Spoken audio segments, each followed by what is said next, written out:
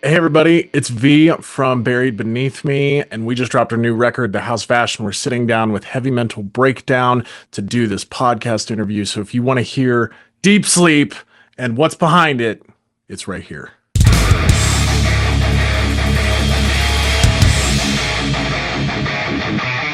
Yes, it is. Stay tuned, everybody, because we have an episode for you today.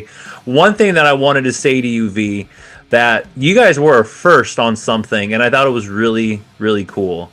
You were the first artist to do a poll on their social media and asking the fans which song they would like to be broken down, to hear kind of a breakdown version of. I thought that was really cool that you included your fans like that and kind of made it an open thing, and it made it feel very community, family based. Yeah, when you did that. Absolutely. And like that's kind of what Buried Beneath Me really is about, is community in a sense of I posted something when we dropped The House of Ash on the 24th of October, that said something along the lines of, this house isn't for people that have like burned to the ground. It's a house built for community. Because record name is House of Ash, right? And so I kind of really wanted to like push that point throughout this whole process, because my producer helped so much. And then we had videographers that helped, and we rented out a hotel for the Villain music video. And that guy was able to like hook us up with the whole hotel for such an insanely cheap rate to have everybody come in and film for the weekend. That, I couldn't have done this record without people. And so the community really is a big part of it. And when you have all of these songs that are really based on being resilient and coming back from things that try to take you down. It's important to have people around you in those parts of your life, or during those parts of your life. And so when you're building this and you're trying to think like, how do I get people involved?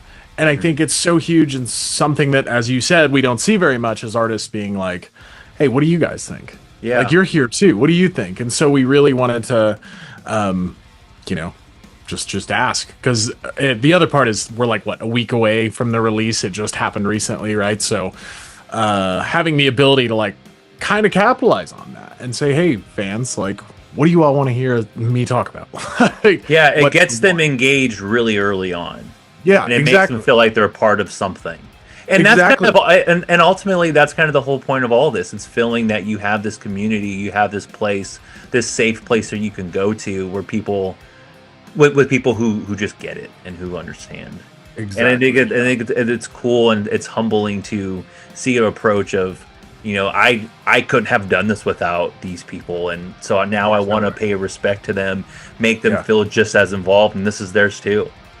Absolutely. And like, it's been that this whole time, and every time we try to do something new, a new player comes into the Buried Beneath Me realm. Like, we did the record, and I had my producer Trash Dog work with me on that, and I made this record. And I guess when I say I made the record, it's all my songs, it's all my records, it's all my recordings. I did everything on that record except for mix and master it, and then I ended up mixing one song. So when I was doing that, I had to have help, because I really set out to make a record that I could be proud of in the end. And that I could say like, okay, I did that, and I did it all the way through, and I did it to the best of my ability. And so Trash came along, and then after Trash came Tim, and he did all of our visual stuff for the Villain. And then we had Adam with the Black Monarch, as I said, he helped with that hotel. And then we also had Steve Carey come in and master the record. And if you're not familiar with his work, he did like the Sleep Token records. And some of I think he did Archers too. Like, he's done some much bigger bands. And we just had the opportunity to work with him. We had the ability, so we took it, and it made this record what it is. And so, like, how I never could have achieved the level of sound that it has by myself. There would have been no way, you know. So it's all based on community. This record has been all about that.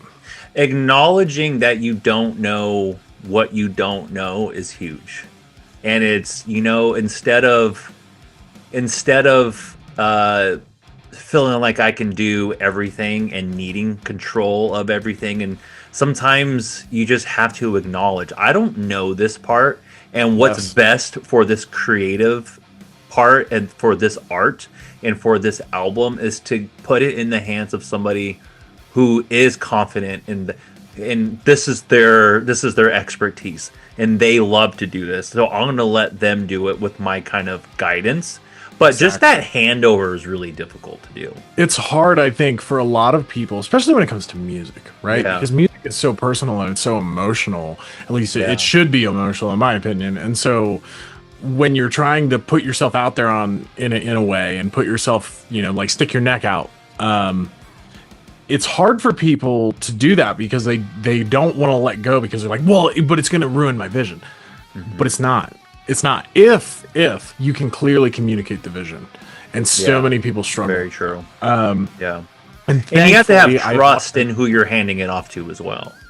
Yes, absolutely, yes. And I have learned throughout the years, like, try to be, you know, just very flexible, and it'll come out better. And it did. Mm-hmm. It 100% did. And that's why you see artists who kind of work with the same people over and over again, because they trust them and they've built that relationship already. And absolutely. And that handover process isn't as hard. Absolutely. And then hoping that it works out, you know. Right. And you know, like in the music industry, everybody is everybody has a place and a use, right? So like mastering engineers and mixing engineers and producers and all those people are key components to the way your sound works.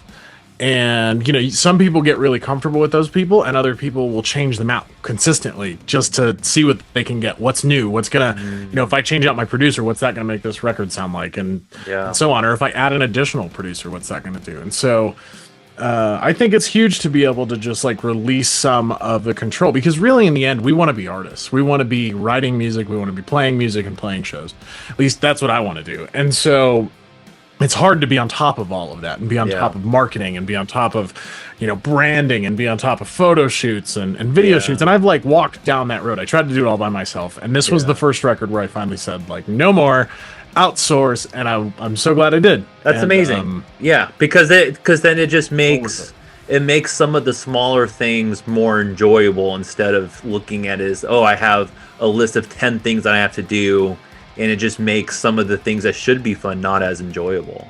So when you can focus on the things that you do enjoy doing and have more fun doing, instead of trying to figure out how to master it and mix it and try to do it all. Yeah, it's smart in the end, and these people have been doing it and they have their experience. So sometimes having that extra opinion and that second pair of ears can be like, actually, I didn't even think of that. And I didn't even think it was good. It could even sound this way. So it just brings in that other level, too, of just being more creative and more unique in a way, too, than you originally thought it would.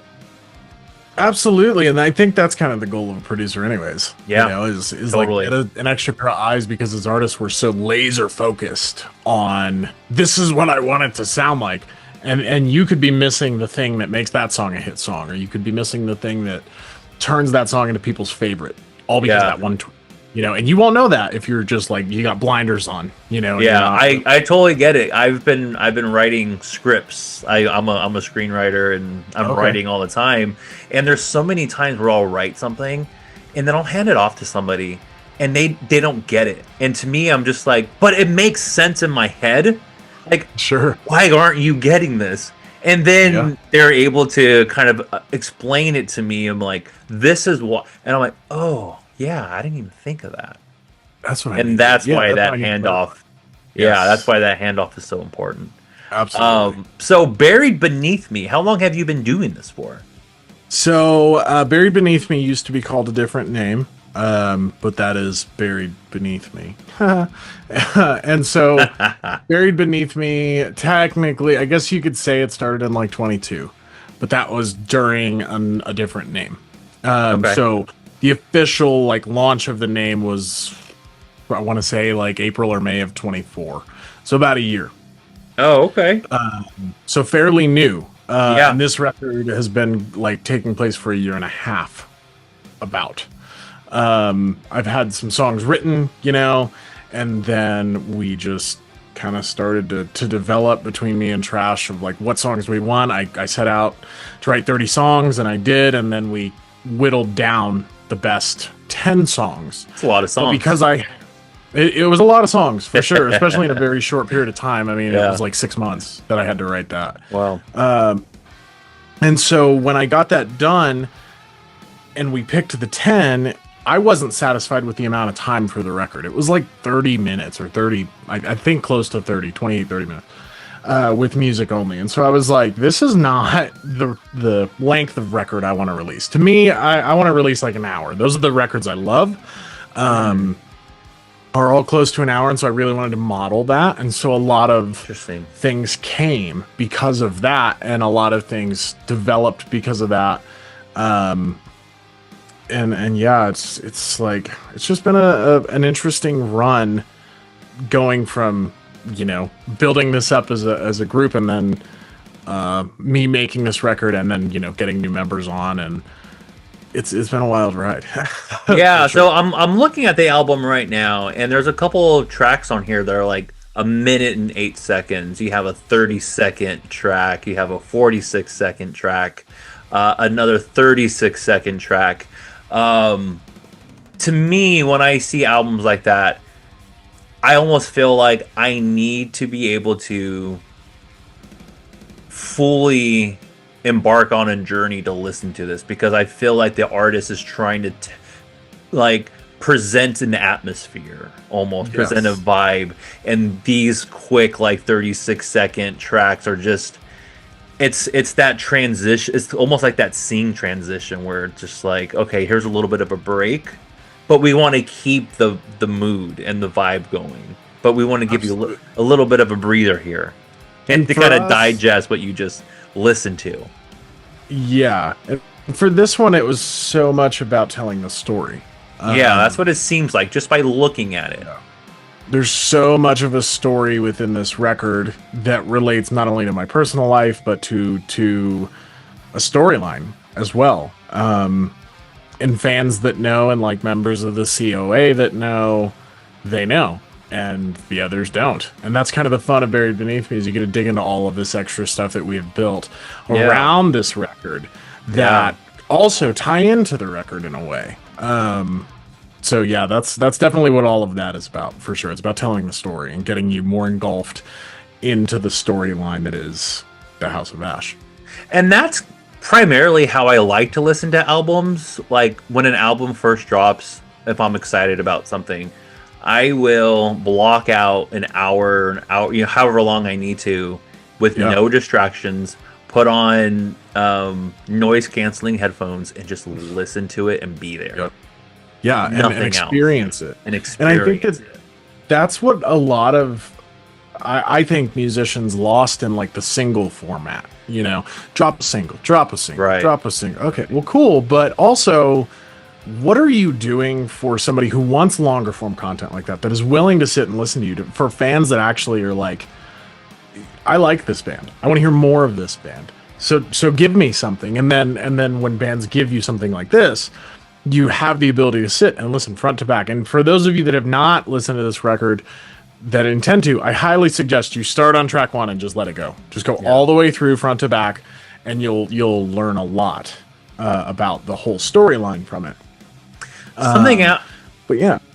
I was gonna. So something else that's really interesting, and I'm going to assume that it was done intentionally because of the names of the tracks. But there is a track that is 444, and there's a track that's 333. Save Me and The Villain. Are those spiritual numbers for spiritual songs to you? Shadow has instructed me not to say anything about that. I can't say anything about that. I'm sorry, I can't talk about that one. No worries. It's For those of you that know what Shadow is, you'll get it. Yeah, interesting. You very interesting. But and also if you listen to Save Me, I appreciate it and I respect it. Yeah, Save Me and the Villain, something else to note, and some people may have picked up on this, some people may have not. And the way that the album is laid out, it's like what, 17 tracks I think, or 18 tracks, but it goes from Save Me to the Villain, and the Villain at the end is the single version that we released, which is a different master. Also, by the way, I haven't told any other podcast this, so this is like on here. And those two link. It's a loop. If you play it front to back, you'll notice that at the end of Save Me, if you let it go all the way to 444, there is static. And at the front of the Villain, there is also static. And they bleed together. Yeah, just looking at... Yeah, I haven't listened to those tracks yet. But just looking at the timing and looking at the names of them, I was like, there's definitely something there. 333 and 444 would be 777. Oh. Even more reason for you guys to go and do a deep dive into The House of Ash by Buried Beneath Me. But we are here today, not for those songs, unfortunately, maybe for a part 2 of the podcast, but we are here today because of a track called Deep Sleep, and that's the one that the fans chose. That is. Yeah, absolutely. But to you, what does that song mean to you? And why was that on the original list of tracks as a possibility that you were willing to break down? So, Deep Sleep, there was only one song on this record that I didn't want to break down, but Deep Sleep, what it really meant to me was I had a lot of there was a lot of personal things going on when I wrote this record. I had a massive falling out with friends that I really, really liked. I knew them for quite some time, and it ended in a way that I didn't really want. But I definitely caused part of it. 100% I caused part of it. But you know, they had their own issues in it too. And so when I wrote Deep Sleep was so much about like letting it go and letting it go to sleep. And it, you know, like, I'm sure we'll get there when we start breaking down the lines, but in the bridge, there's a line and it talks about let the devil sleep. And it's very much so about letting your devil sleep, you know, letting that thing that's eating you kind of just like, let it go. So to me, Deep Sleep was very much so about that, about letting go of the situation and putting it to rest in a way. So yeah. Yeah, that's explain the heart rate at the end, you know, and like all that kind of stuff. Yeah, there's definitely very something therapeutic in art in a way where if you're going through something and then you use those emotions to build something creative, and then when you release it, not only are you releasing it to the audience and for the world to take in and digest, but you're also releasing it as in like this weight, you know, is kind of, you're kind of releasing it off your chest, and it's like, okay, I'm putting this to sleep now. Now I can move on and leave this here. Yeah. And Deep Sleep was one of the last songs to be written and put on the record. Actually, Deep Sleep was still being written during the recording process. We had almost all of the songs done, and Deep Sleep was like one of the last ones that we finished because I was still trying to figure it out. I was still trying to write it and come up with the way I wanted it to flow. And so it really kind of like symbolically as well for the record was like, okay, like we're finished. It's over. It's done. It's dealt with. Even though in its placement in the record, it flows into different things within the storyline. For me personally, that's kind of what it was at the end. It was like, okay, like this is finished and we can put this down and proceed with finishing the entire project now, you know, because then it was on to like sitting there and listening to mixes over and over and over. And then once we decided on those, pushing it out to Steve to master. So yeah, that's kind of what it meant to me, was just like, let it go, put it down, and move on with what you're trying to do. Yeah. The power of music to be able to let those emotions out and scream about it, basically, and be able to move on from it.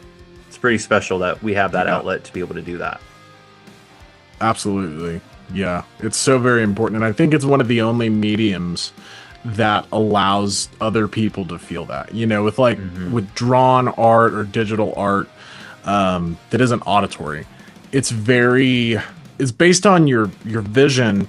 And of course, you know, you can feel emotion through vision, but a lot of the time, like with movies, as a you know, screenwriter, you'll know, right? Like you add music in and it changes the atmosphere of what you're trying to do. And scenes in movies use different types of music to portray different emotions. And so music comes from emotion. And I think it's one of the only mediums that really allows us to directly communicate the emotion without having the listener, the viewer guess, right? Whereas like visual medium, it's a little bit different because we have to like interpret things in our brain that way. Whereas like if I'm screaming at you through a set of speakers, you're going to know I'm screaming at you, you know, and there's emotional intent behind that. Yeah. Yeah. What an amazing thing. I love music. What genre would you classify Buried Beneath Me? That's an interesting one. Like we have, there's so many like things I've heard over the years. But I think the one that categorizes it the best is probably like alternative rock, alternative metal. That seems to be the one that sticks, that kind of works with what, you know, we think of ourselves as well as what fans kind of relay back to us. So cool. I always like to ask because of all those subgenres and subgenres within subgenres, and I just want to make sure that I know what you guys are rocking with here. All right, well, this is Deep Sleep by Buried Beneath Me. Let's break it down.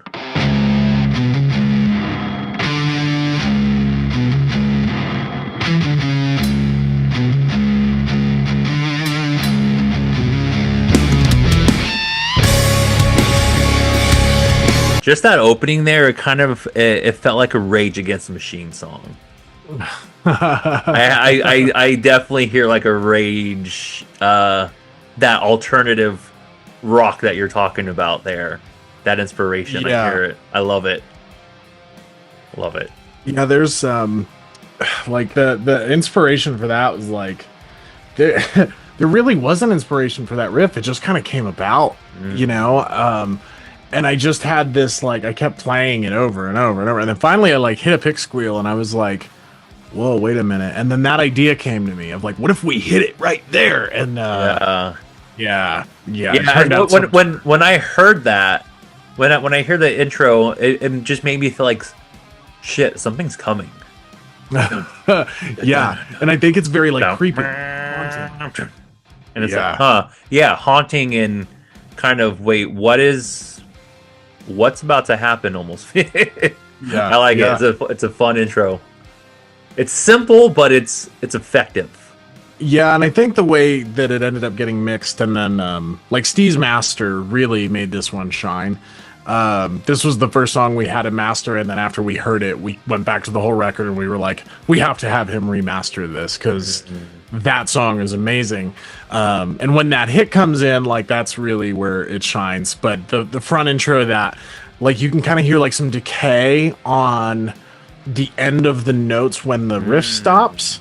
Kind of like it sounds like it's burning down in a way. And when I first heard it, I was like, Trash, did you put some sort of like, did you put something on here, you know? And he was like, no, that's just the way that the reverb is hitting the compression is hitting the reverb, and it's just making that decay. Do you not like it? I was like, no. You got to leave that. I just don't know how I'm going to do it live. But yeah, that probably doesn't matter now, right? But it's more so about how it sounds on the record, and I thought it sounded great, so yeah, we had to keep that. Cool. I like it already.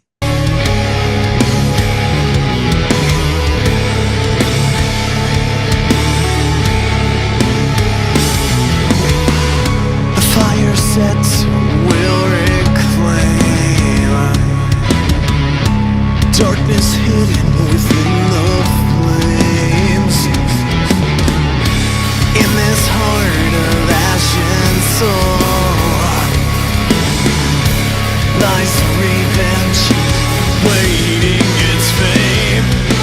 All right, we'll stop it there already. The fire set will reclaim the darkness hidden within the flames. In this heart of ashen soul lies the revenge awaiting its fame. Explain that to me. So, what does that mean? Now the thing about this song is this is so lore based, and of course the fans picked this one, right? Like, of course they did, because they were like, what's all this about, right? So I'm gonna try to talk gingerly and not give too much of this away, as much as I know all of you want me to just spill it. It's not gonna happen, but I will give a little bit. So the fire set will reclaim. This is gonna be so much easier to explain when we get to verse 2, but the fire set will reclaim the darkness hidden within the flames. So when you think about things that happen, you think that sometimes, like we get taken over in a way of, of like our own morals and our own boundaries and our own respect to things that we hold dear, like our principles. And when you try to communicate those effectively and it doesn't happen, and then you have somebody break those your boundaries or your morals, we all kind of have this fire within us, right? We all have this anger. We all have a dark side, and so like the darkness hidden within the flame is kind of like, it's kind of like your morals showing its teeth in a way.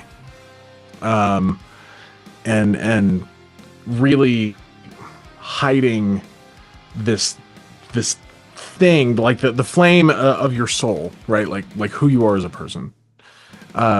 We all are perceived in a different way. And so depending on if you're meeting me for the first time, or if somebody's meeting you for the first time, or who you're meeting somebody else, right?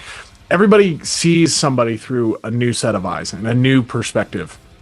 And so in my viewpoint of that, it was so much about the darkness hidden within the flame is like, your dark side hidden within every individual, and like my dark side. And so then darkness hidden within the flame. What's the next part of ashen soul lies the revenge awaiting its fame.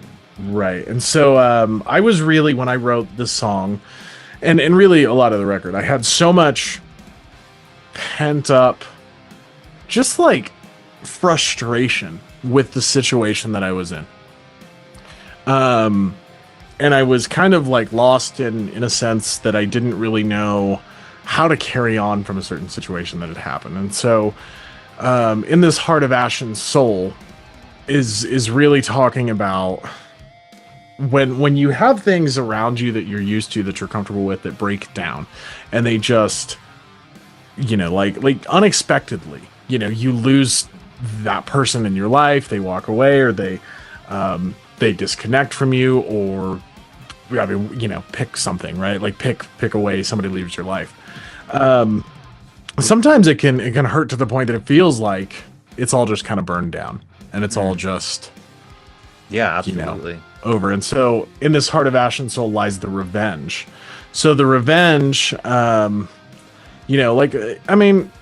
who hasn't felt like you want to get back at somebody for doing something to you? Awaiting its fame, right? And awaiting its fame, meaning like the revenge time. The time for revenge will come.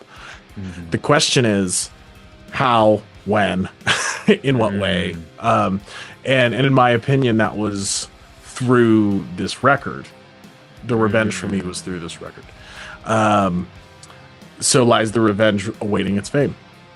The revenge is almost the darkness that's hidden within the flames too. Exactly. Like you can't really see it, but you know it's there. You know something's brewing, and you can feel it. You just don't know what. Exactly. Like that. Yeah. So that first verse is very much so about that personally. When it comes to the storyline, for those of you who have listened to the record, there is this villain that you meet. And something happens to this villain throughout the process of this record. And if you're listening, and you'll probably hear it later on in the song, you'll find out something happens to said villain, and then they become something else entirely. So that is kind of leading into what you're about to find out about this character later on in this song. So this really interesting that you kind of broke it down in two different ways. One, it was the way that you were feeling when you were writing it and kind of just explaining where you were coming from with it. But then you also broke it down in the context of the character within the story. Yeah. When it comes to writing something like this, is that difficult for you to do, or is it fun to kind of write from these kind of multiple different perspectives? I actually love it. It's my favorite way. Yeah, it's fun. So, like anybody who's into Buried Beneath Me knows that this is very it's heavily, we have a brand in a way, right? Like people know what these things are back here. And they, people that know us will recognize that logo. And so with the way that this record came about, it was based on a storyline. And it was based on a concept. And so really it's a concept record in a way. But what I love about concept records is that the artist is allowed this vision that if they're allowed to pick the concept, I know big labels sometimes will be like, here's your concept, you have to write about it. And it's like, well, I don't connect with it because I don't feel it, I don't feel that way.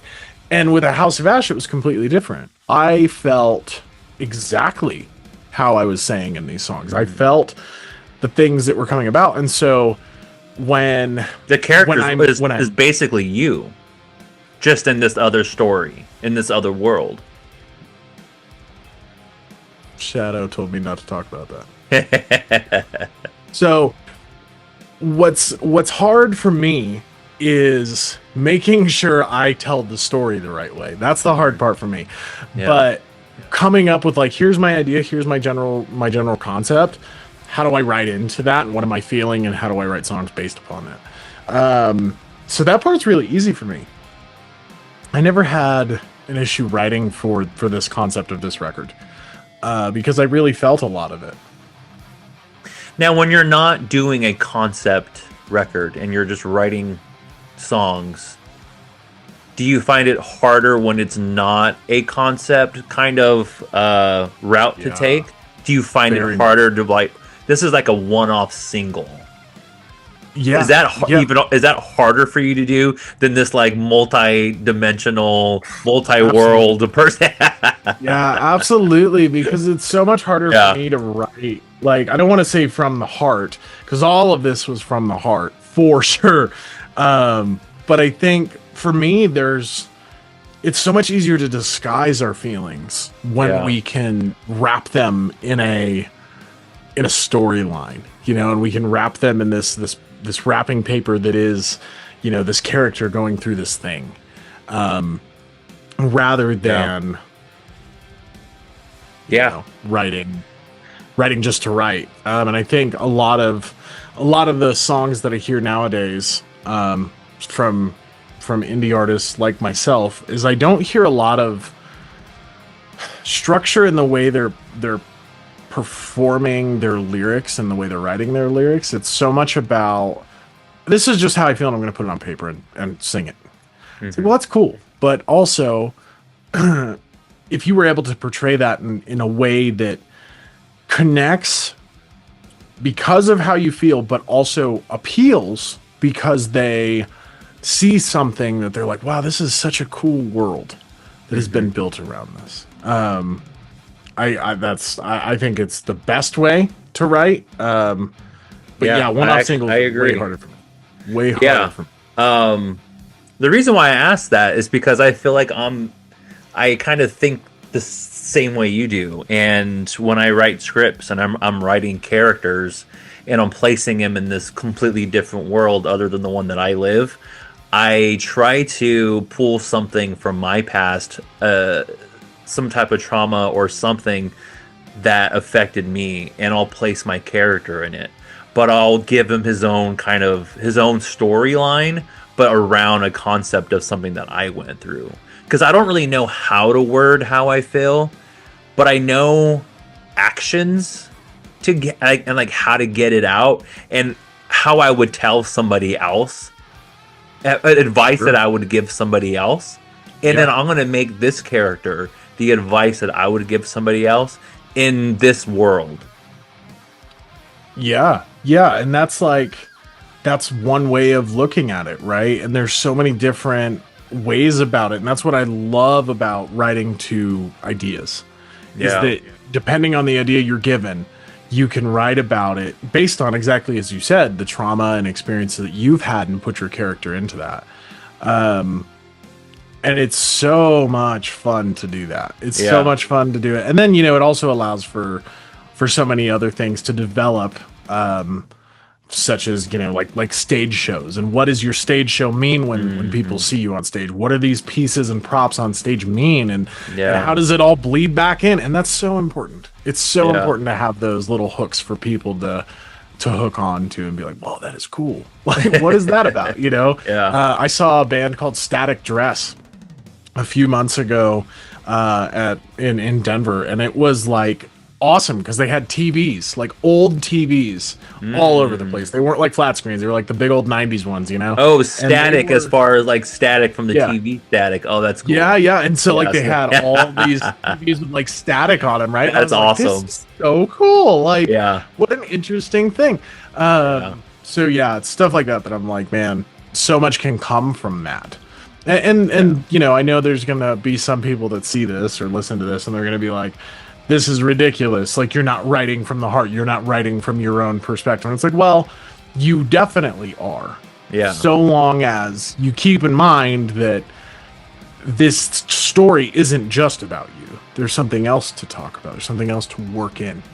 And you have to tell that, and you have to keep that storyline going underneath your own. And that's the challenge, and that, I think, just brings so much more out of it, in my opinion. Well, there's no right or wrong way to create art, in my opinion. Correct. It's all very, and so even if somebody doesn't get it, 10 others will. And as long as it's true to you, it's all that matters with it. And if absolutely. If it can create some kind of healing throughout that process, it's even that much more special. Yes. We just started this song though, so I want to keep rocking out. Do it. Yeah. This time bites down. You're better without these scenes.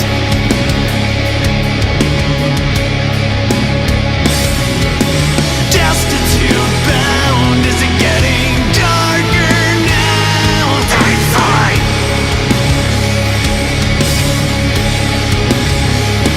Time fight. Time fight. Like the flesh of the dying game. Defeat the villain spreading a gene. Disconnect from your fate. Embrace the darkness. It's always been your place. And it's Let's break down that second verse there. Bite the flesh of the dying game to feed the villain spreading gene. Disconnect from your fate. Embrace the darkness that's always been your place. Yeah. It's interesting. Bite the flesh of the dying game.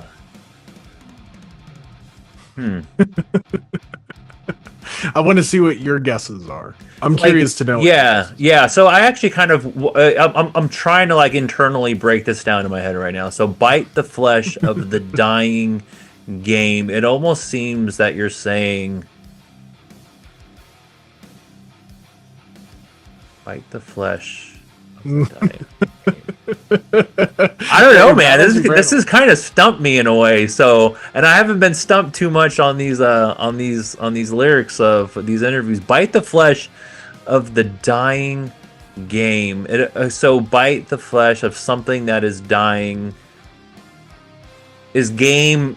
To me, it almost seems like game is life, and bite the flesh of this thing, because we're all going to die at some point, and it's bite the flesh of it, kind of, yeah, feed into it. The villain spreading the gene, feed into it, because we're all going to be ending at some point, and just disconnect from who you think that you are, and embrace this other side of you, because you know it's always been. So it almost seems like a Jekyll and Hyde kind of thing, where it's like you have that darkness side of you saying, it's a dying game, you're gonna end up dying in the end of this anyway. Feed into that villain side of you, that darkness side of you. Disconnect from all the right that you think you should be doing, or the direction you should be going, and embracing this dark side. It feels like an evil. It's almost saying join the evil side, because this has been your place, and it's almost like a manipulation kind of tactic. And if you listen carefully there at the bite the flesh, throughout that line and end of the dying game, there's like a ripping flesh sound. I don't know if you caught that. I didn't. But there is a ripping flesh sound. How did I do though on that? You did pretty good. I'm not gonna give it away, but sure. Like, you definitely, as far as like my meaning, like for me, that is more along the lines of what it meant. When it comes to the storyline, you're not far off, but you're not quite on the nose. But you're real close. So when it comes to my own, I don't know, tendencies, I guess, I tend to really try to do things as best as I can, but sometimes I fail at that. Like sometimes I just get too complacent with it. And so biting the flesh of the dying game is really talking about, like, as you were saying, embrace the dark side, embrace the villain. And I guess don't be afraid of that side, right? Like, don't be afraid if somebody calls you the villain and makes you out to be the villain in something that you're not the villain in, right? And like the villain, the other song is totally all about that, but this one kind of just highlights on that a little bit more of like, don't be afraid of that, because it's always been your place anyways, right? Because regardless of who you are, you have had somebody call you the villain, or you've been made out to be the villain, or you actually were the villain and you knew it the whole time. And so at whichever stage you're at, depending on which way you need to lean, just lean into it more, and try to take as much of that as you can, because if that's what you're going to be made out to be, then be it. Just be it. Just be it for them, because that's what they want. So that reminds me of one of my favorite songs. It's The Way That I Am from Eminem. Okay. I am whatever you say I am, and if I wasn't, then why would I say I am? Yeah. It's if this is what you're going to label me and call me, then that's what I'm going to be, and you're going to fucking regret it. Exactly. Like, if you want to, because sometimes it's not always a bad thing to be the villain. Sometimes it's necessary. Sometimes you have to be. Absolutely. You have to do things that you don't want to do. Sometimes you have to say things to people that you don't want to say, but you have to say them, because you just might not get the communication across if you don't, and so embracing the darkness and, it always being your place, like, everybody's had to deal with that. Everybody has had to deal with being the villain. and if you embrace it and realize, like, you know what, if they're making you out to be the villain, fine. Be their villain. Be the villain in the story. Who cares? You all need one, right? So might as well be you. And then as far as storyline goes, this is a crucial moment here. This is a crucial moment in this story. Like, this verse in particular is monumental to what happens to this character.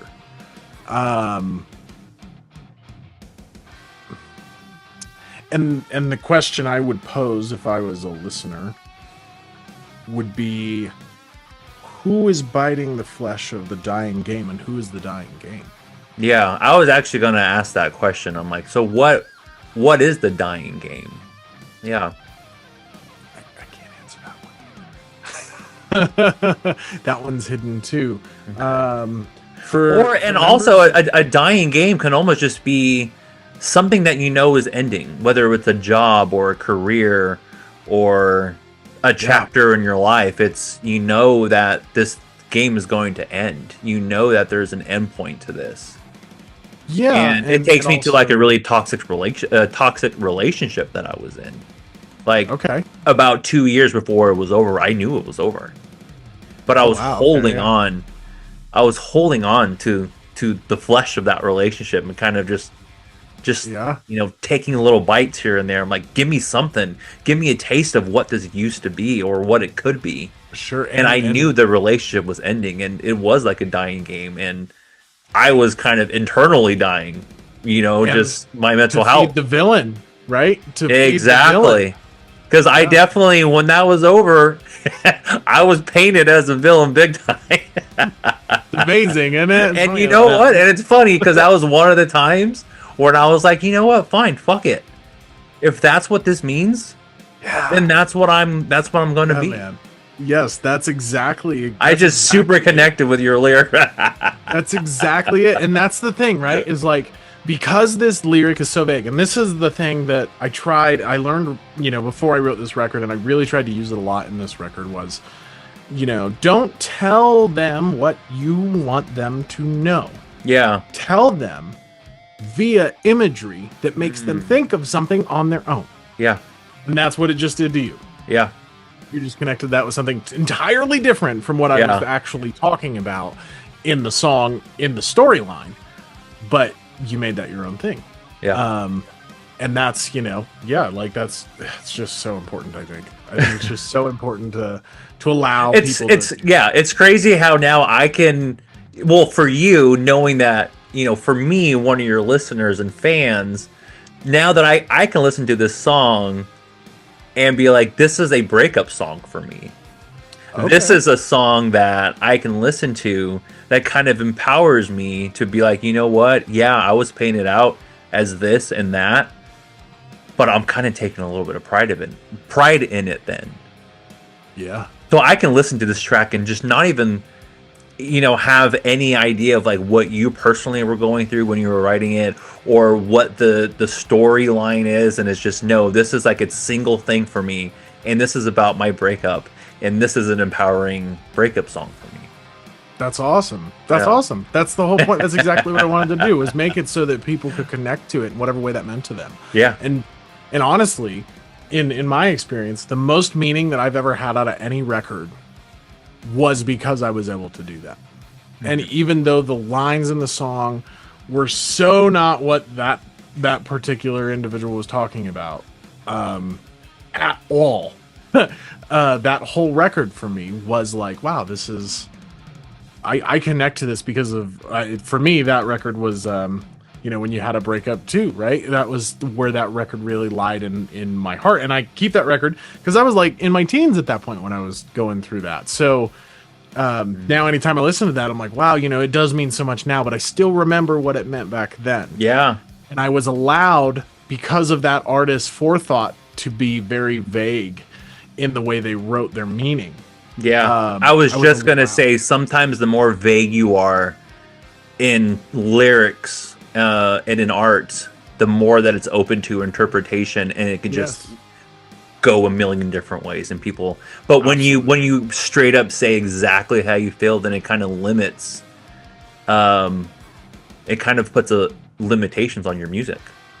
Well, yeah, and it definitely puts a limitation for the listener. Yeah. Right. Maybe not for the artist. Right. For what they want to say, but for the listener, yeah, absolutely, very much so. Like it limits them on like, oh, okay, what's that song? She fucking hates me, right? All right, we get it. She fucking hates you. You know what I mean? Like, okay, and that's connectable because we, as you said, like, you were made out to be the villain in a relationship in the end, right? So she fucking hates you, or they hate you, whoever. And that, like, that is a huge thing, because, that you're able to connect to it because of that, because it is, so, like, all encompassing in a way of, she fucking hates me. So if you have a she in your life who hates you, that applies to you, know, and you can sing that. And so, but if you don't, the song doesn't really mean much to you. Exactly. Yeah. And it's just kind of a funny, silly song. Yeah, exactly. Time binds down.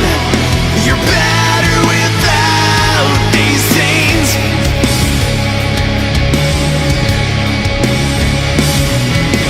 Destitute bound. Is it getting darker now? Time's fine. Time's fine. No more use for light. Now I'll have being free.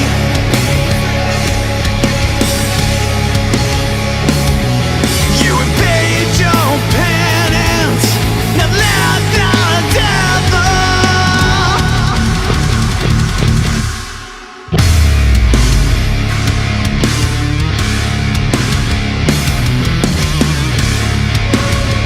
No more use for light. Go and be free.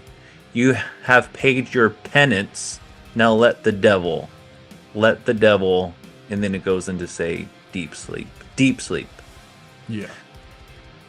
I think this one is a little bit more easier in a way for me to be able to break down what I think it might mean. It's just you don't need that guidance anymore. You don't need that, and whatever you look as for guidance, whether it's faith or another kind of alternative for the way of living. There's no more use for that. There's no more use for this standard of living or what you should or shouldn't do or go by, and go and be free. Be that person you want. You've kind of paid your dues in a way. Now let that devil, that evil side of you, now let the devil deep sleep. So just put it all to rest and kind of be you. Yeah, and kind of, like, be the villain, I guess, right? Yeah. Like put the old to rest and let the new rise from the ashes. And it's so much harder to do than that, for all of us, I think, because we have all these ulterior emotions of whatever event that we've gone through that are weighing in on us while we're trying to let go of this. And as they say, it's hard to let go of things. One, because the new is coming, and it's the fear of the unknown. So you don't want to let go of the old, very like relatable feelings that you've had over the course of time with the old way of doing things. And so now that the new way's here, you're struggling. And so you really nailed that one on the head. Yeah, that's exactly what it is. It's for me, it was letting go of the situation that I was in, and being free to kind of not feel the need to stop doing what I was doing, but move forward with it and embrace it and just let go of the old ways of things and put it to sleep. Storyline. This whole bridge here does tell you exactly what happened to our character. In an interesting way, because if you pay attention to the lines and if you can figure out what's happening in the story, this is kind of where we see a transformation towards the end of this song when our character ends up dying.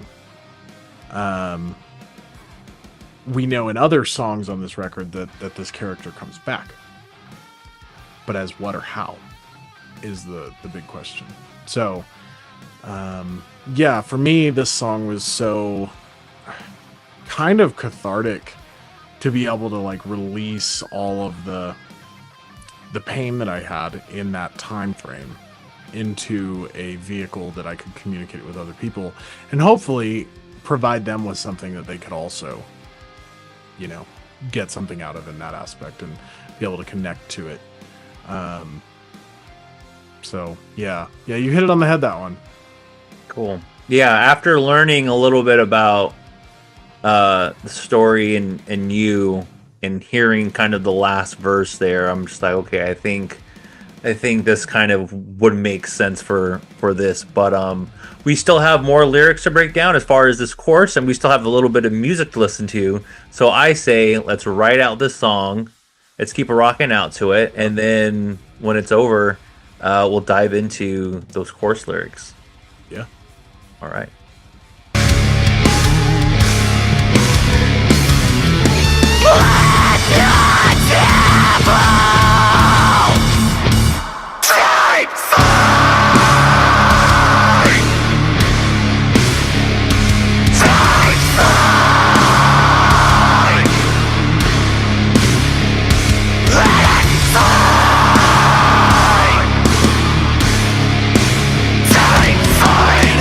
Actually, there's a line here I actually want to ask you about. So, let the devil, and then you say deep sleep, let it sleep.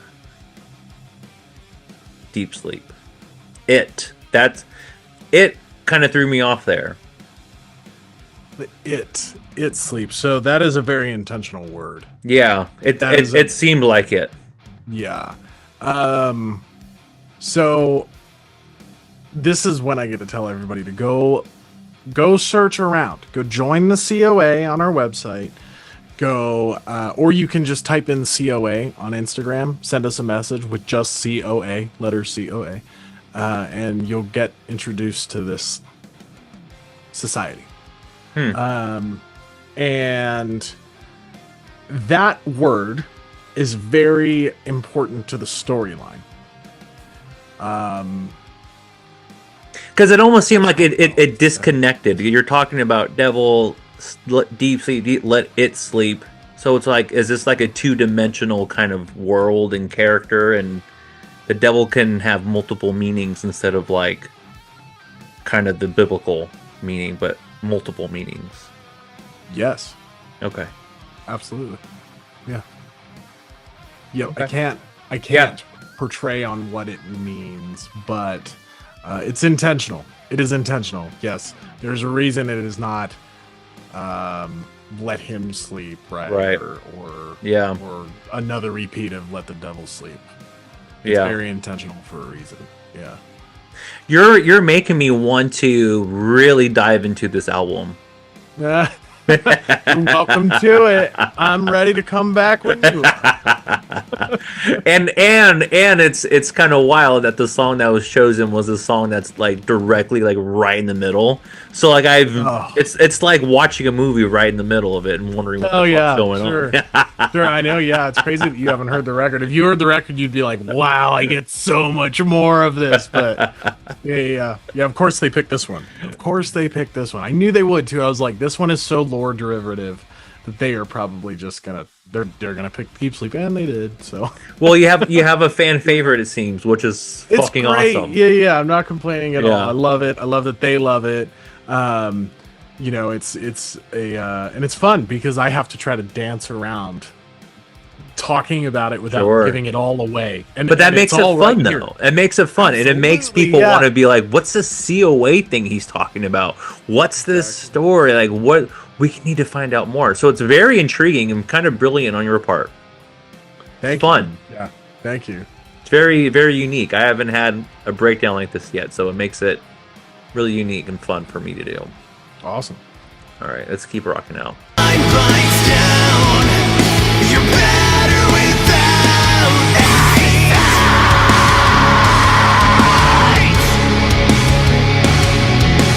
Destitute bound, getting darker now.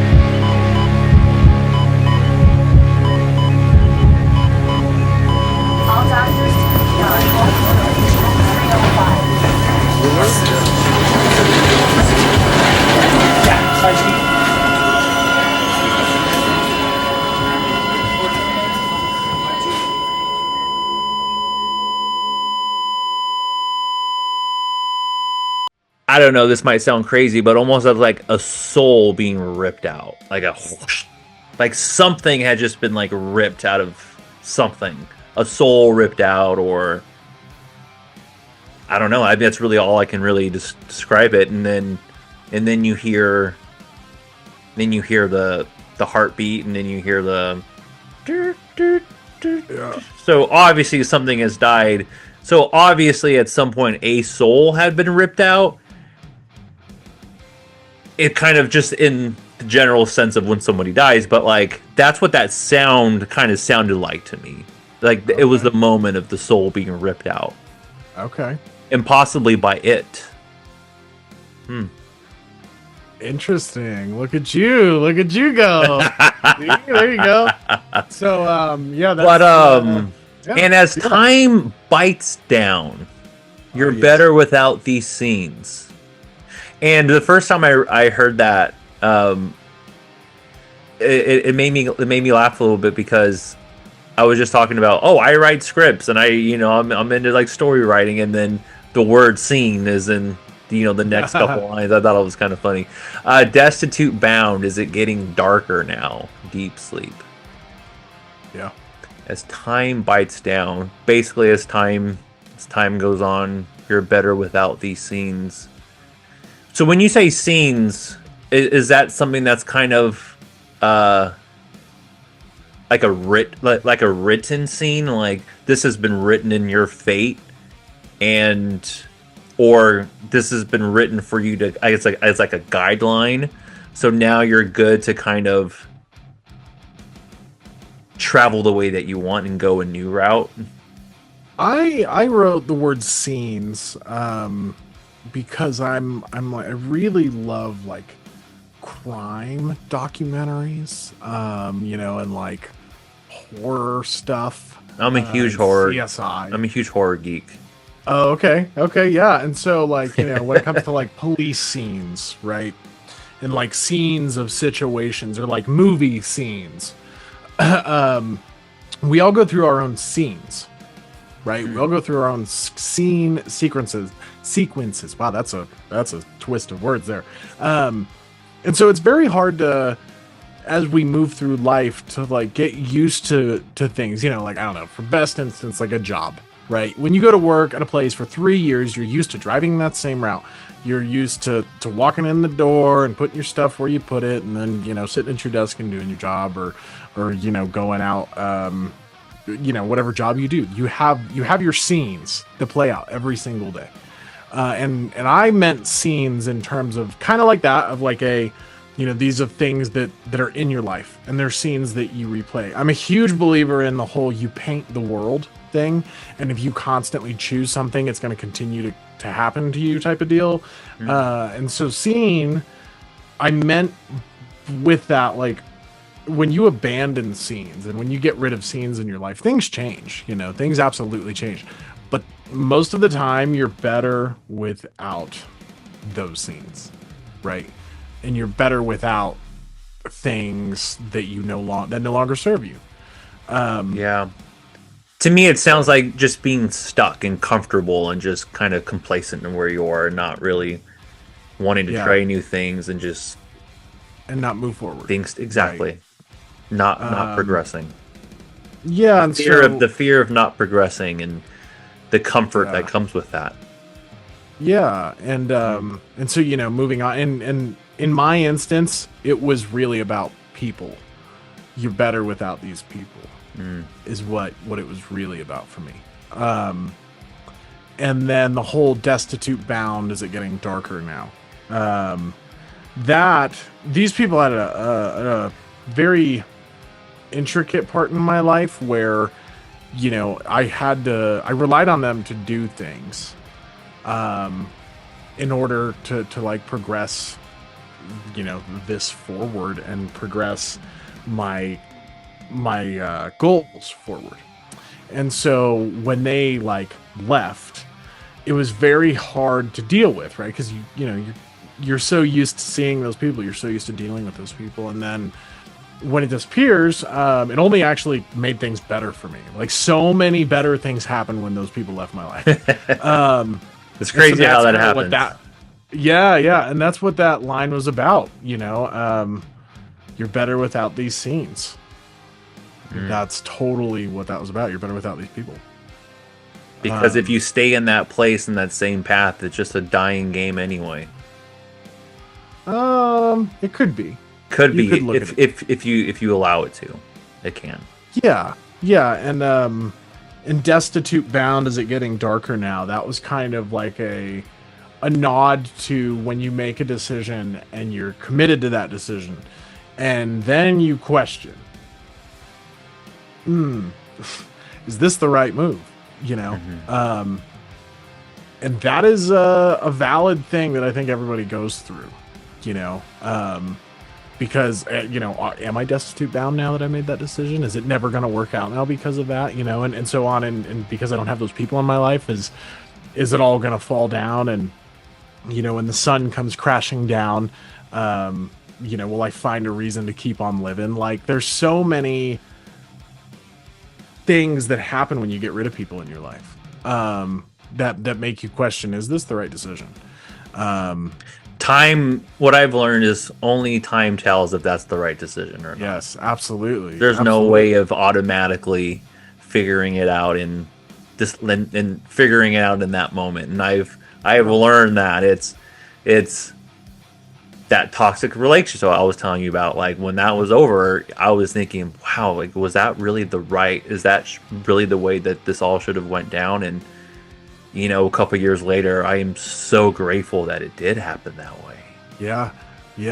And that's where that one question, is it getting darker now? Right? Because that really kind of reflects on that last question. Destitute bound. Don't know. Am I destitute? Who knows? And is it getting darker now? And if it is, well, then let it deep sleep. Let it go.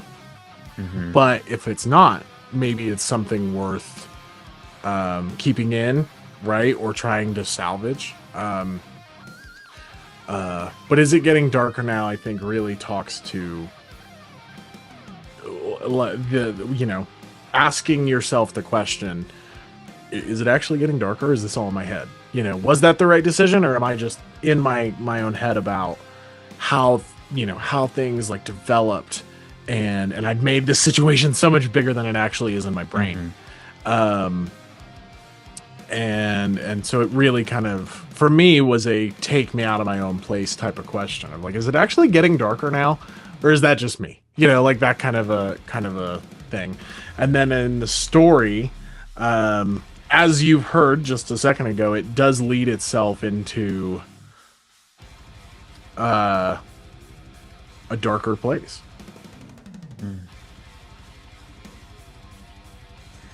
I'm gonna go off on a little tangent here, so bear with me here, because I don't know, this might sound a little crazy or not, but I'm just gonna kind of talk it out. Sure. There's a specific word. There's one word that, to me, this song can that can sum up this song, and it's not in the song at all. And I'm not really sure where it came from, but it's the word that came to me. And the word is closure. And whether it's good or bad closure, whether it's the closure that you want or that you don't want, it seems like it's almost the closure that you needed in life and kind of knew you needed, but needed to go down a different path. One that you weren't familiar with, or that you didn't know that you was even there. And now you've kind of walked out of this journey, this wild journey in the dark, and you've kind of embraced it, and you've been able to see a situation completely different, which ultimately is the closure. Because a lot of times you don't get closure in relationships and toxic things like that. A lot of times it ends kind of chaotically. Most times it does. And you kind of have to make your own closure, and you have to find that closure in things in order to move on from them. Like, to me, that's what music is. Music is closure to me. It's I have the song where I'm like, there's a song that when I need to feel good, I'm gonna play it because it does that to me. It provides a feeling or an emotion to me that I need. And with everything that we talked about and kind of relating your lyrics to my situation, I mean, I didn't have any question in my head, and I'm just like, what word can sum up this song? And to me, it was closure. That's great. Yeah. And I can't wait for you to hear the rest of this record because when you Yeah. do, you're going to be like, I nailed that one. Because you're right. It is closure of something else entirely. Well, of past self in a way, right? To become something else entirely. Closure of it. Maybe. Closure of what it was. Closure of who you were. You know, I mean, there's What so you thought it many ways you was. could apply that. Yeah. To what it actually Somebody was, was- to what you thought it was, to what you Exactly. wanted it to be. What you built it up to be in your head, you know, Yeah. and it didn't turn out to be that way, or Yeah. maybe it did. You know, I mean, there's so many ways you could apply it to this song. And you know, like what I do find interesting though is you say closure about this one. Wait until you hear the other ones, because there are other ones that are also gonna give you that same feeling. And I think that's the fun part about this record is you think you got it figured out, and then it throws something else at you, and you're like, wow. Well, you know what kind of sealed the word for me too is when I heard kind of the heart monitor kind of just go off, and I'm like, oh, this person's gone. And that's why I said closure and not necessarily in a good way, but it could be in a bad way too, where it's like closure of this life, closure of all the pain that you've been holding on to, and you've let it go. Yeah, and all of the decisions you made, and all of the things that happened to bring you to this point. Because I mean, that's ultimately what death is: closure on Yeah. your life, Exactly. Yeah. closure of the dying game. You're still questioning that, and you will be for quite some time, my friend. Until you listen to the Interesting songwriting here. Thank you. Yeah. It's very interesting. I find it interesting that people pick this one because there's so many other ones that have so many more relatable lyrics. You know, this song is so based in the storyline. And unfortunately for us in this situation that I can't talk about certain things because Shadow won't allow me to speak about them. So it's really a very interesting thing that they picked it because obviously I think it's engaged enough of their curiosity to be like, what is this whole thing about? At least for the people that have heard the whole record. What is this whole line that we have of this character and you know, what happens? And when we dropped this song, we did tell people like, this is heavily based in lore. Like, be aware and watch it. We have like a YouTube video where we break it down as well. And in that, we talked about that. And so I think people probably saw that and were like, wow, now I gotta know more. I gotta know more. Please give me more. And here we go. So I have a question for you that I have not asked any artist yet on this podcast, and I feel like you're gonna have an answer, and have an answer, but like I mean like have an answer that I'm gonna be like, I knew there was something there. Sure. The question is, I'm gonna ask the question and then I'm kind of gonna explain it.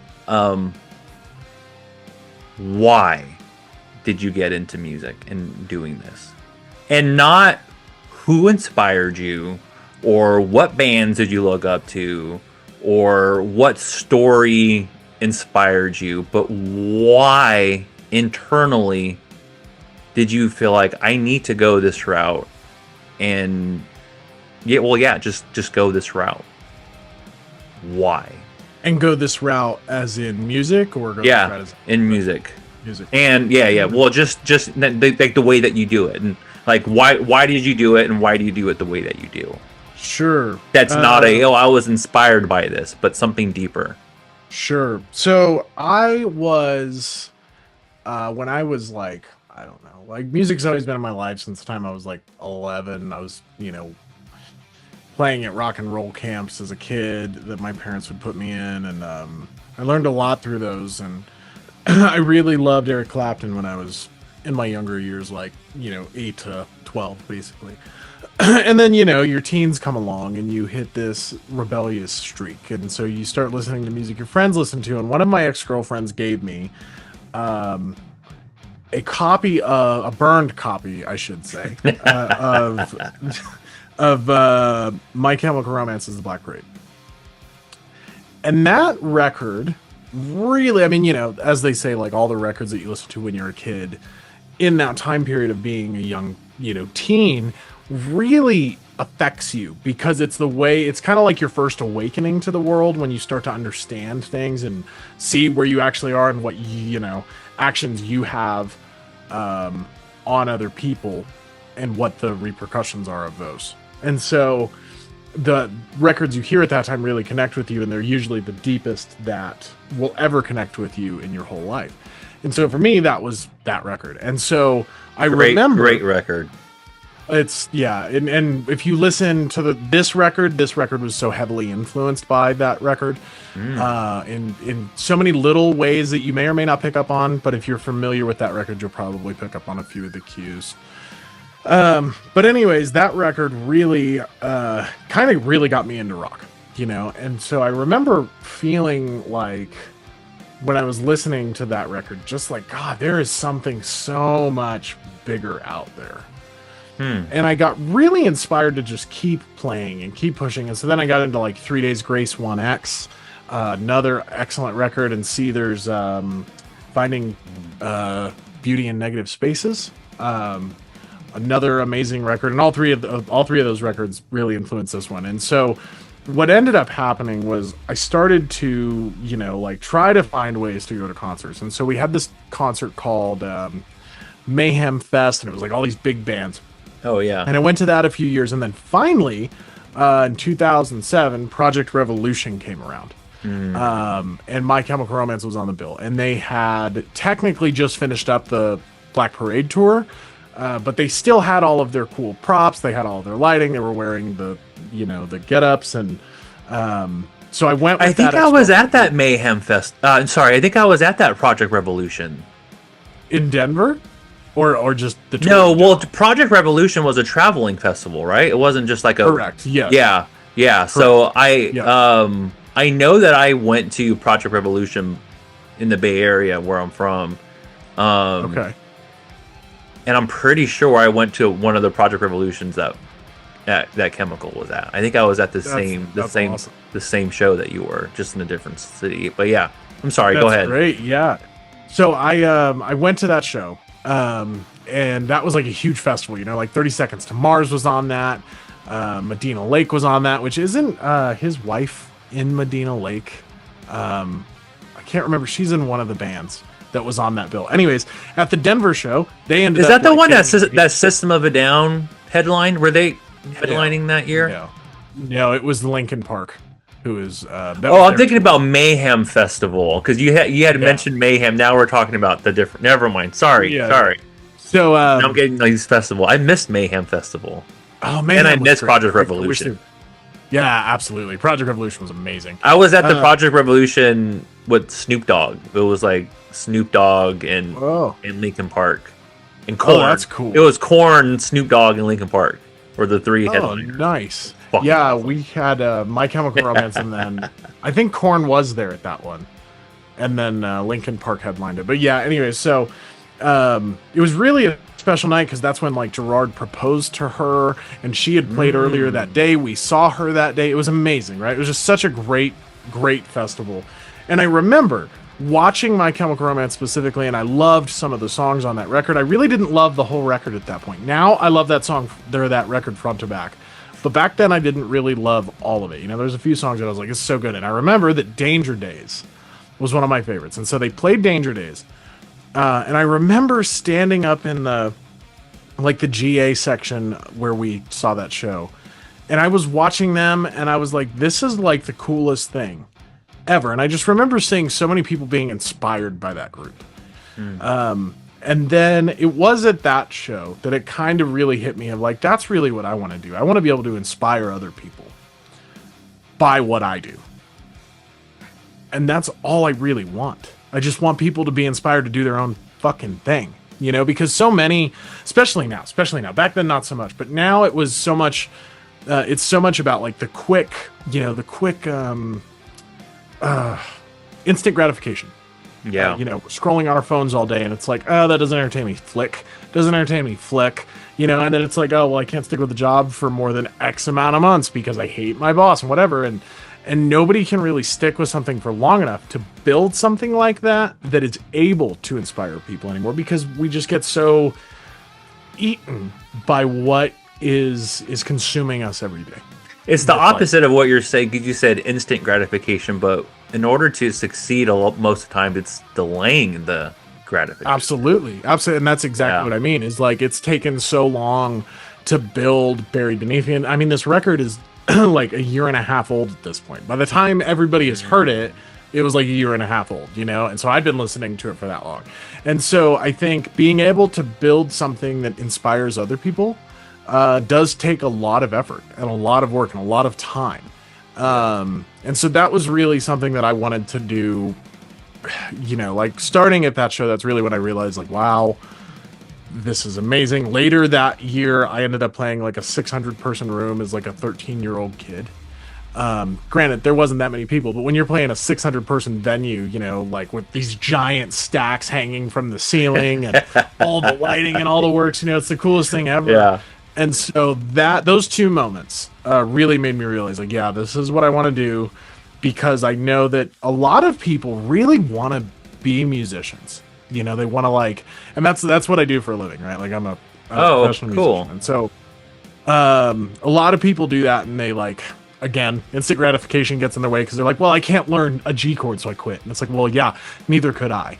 For a very long time until I just stuck with it, and then I could, and then it got better and better and better, and so being able to inspire somebody takes a lot of effort and a lot of work, and I really desperately wanted to build something that people could latch onto like that, because that's what that band gave me, was something to latch onto, and it gave me something to make me feel seen and understood, and it made me feel inspired to do my own thing and build my own thing that is now this. And so, yeah, that's been my main reason for a long time. And sometimes it's not the best reason for me, because, it's so much work sometimes. But in the end, when I hear people, like I had somebody tell me that Deathbed off of this record saved their life. And I was like, worth it. Wow. Worth it. Whole year and a half worth it just for that, So, it's stuff like that is really touching, and it really makes, the year and a half of what you put into it worth it, because you did change somebody's life. And there's that whole saying about music that as an artist, we'll never know what our music does to people, because it could touch, somebody in, a whole other country that you'll never meet, never hear from, never see on social media, never join your mailing list. But they, went through one of their hardest times in their life with your record that they got from one of their friends who burned it, just like it happened to me. And so that kind of keeps me going, just being able to inspire people, because so many people want to do this job, but they don't understand how hard it is. And to see people that can still do it, I think really lets people like grasp on to their feelings of like, you know what, I can do whatever it is that I'm trying to do. Because, and some people want to do it, but they're just so scared of like, stage fright, right? And they never could, even if they tried. And so those people, I think, have their own, like ways and walks of life. And, they have things they're trying for too, and so if they can see that and be like, well, if they can get up there and do that, which is scary as hell to me, I can go, tell my boss off or whatever. Like I can go make a movie that's gonna influence all these other movie directors or what whatever, like wherever it goes in the form of like collective consciousness. But I guess that's kind of my part, is just inspiring other people to be inspired, I guess. So the way you ended that is perfect, because This might be an annoying question. Because I feel like parts of what you're saying already answered it, but kind of want to dig a little deeper on something. Okay.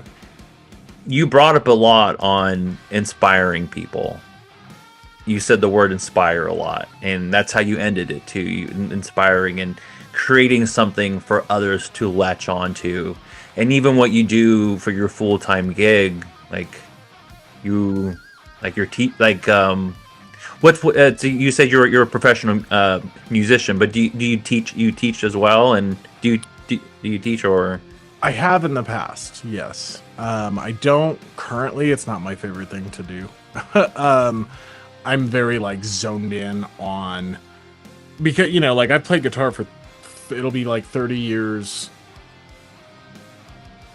soon, really soon.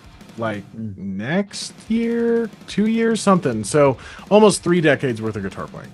And so when I try to teach people and they don't grasp it and they don't take the things that I tell them, it's I'm telling you from experience, this works. You just have to be disciplined enough to do it. And I have issues when people aren't, and I'm okay, it's not for me. Okay. Well, then with that aside,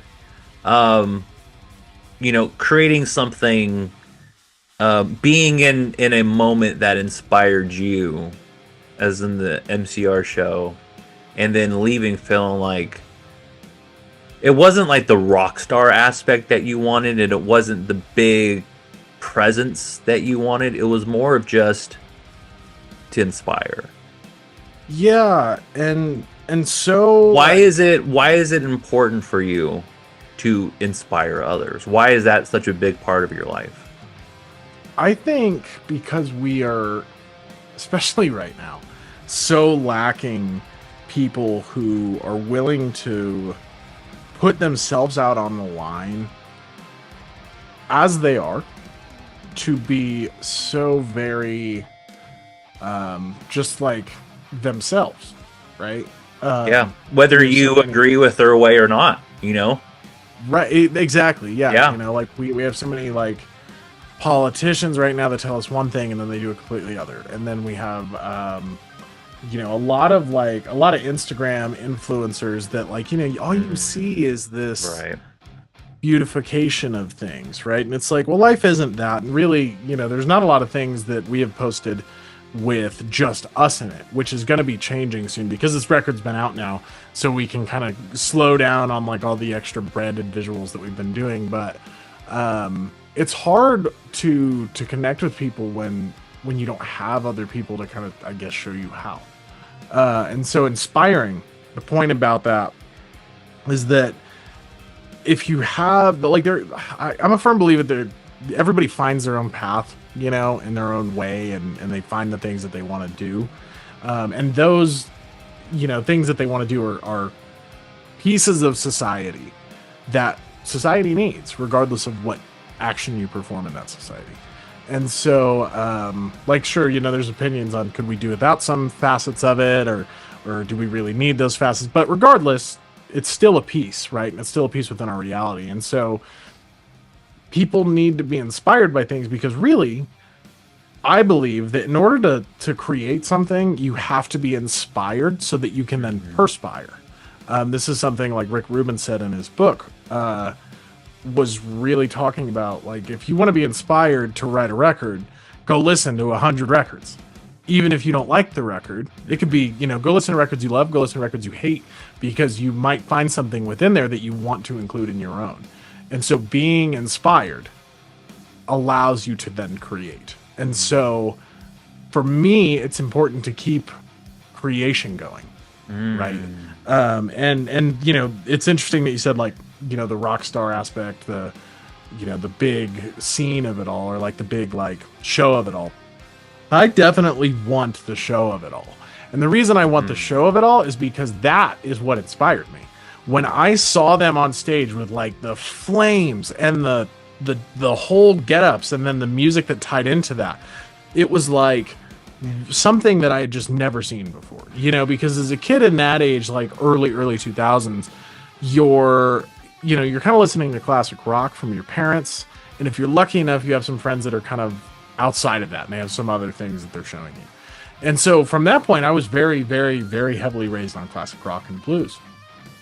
And so it was a hard thing to, find people that had something that was theatrical in a way, right? Because like Beatles were very, like suit and tie, right? And they had their own gambit.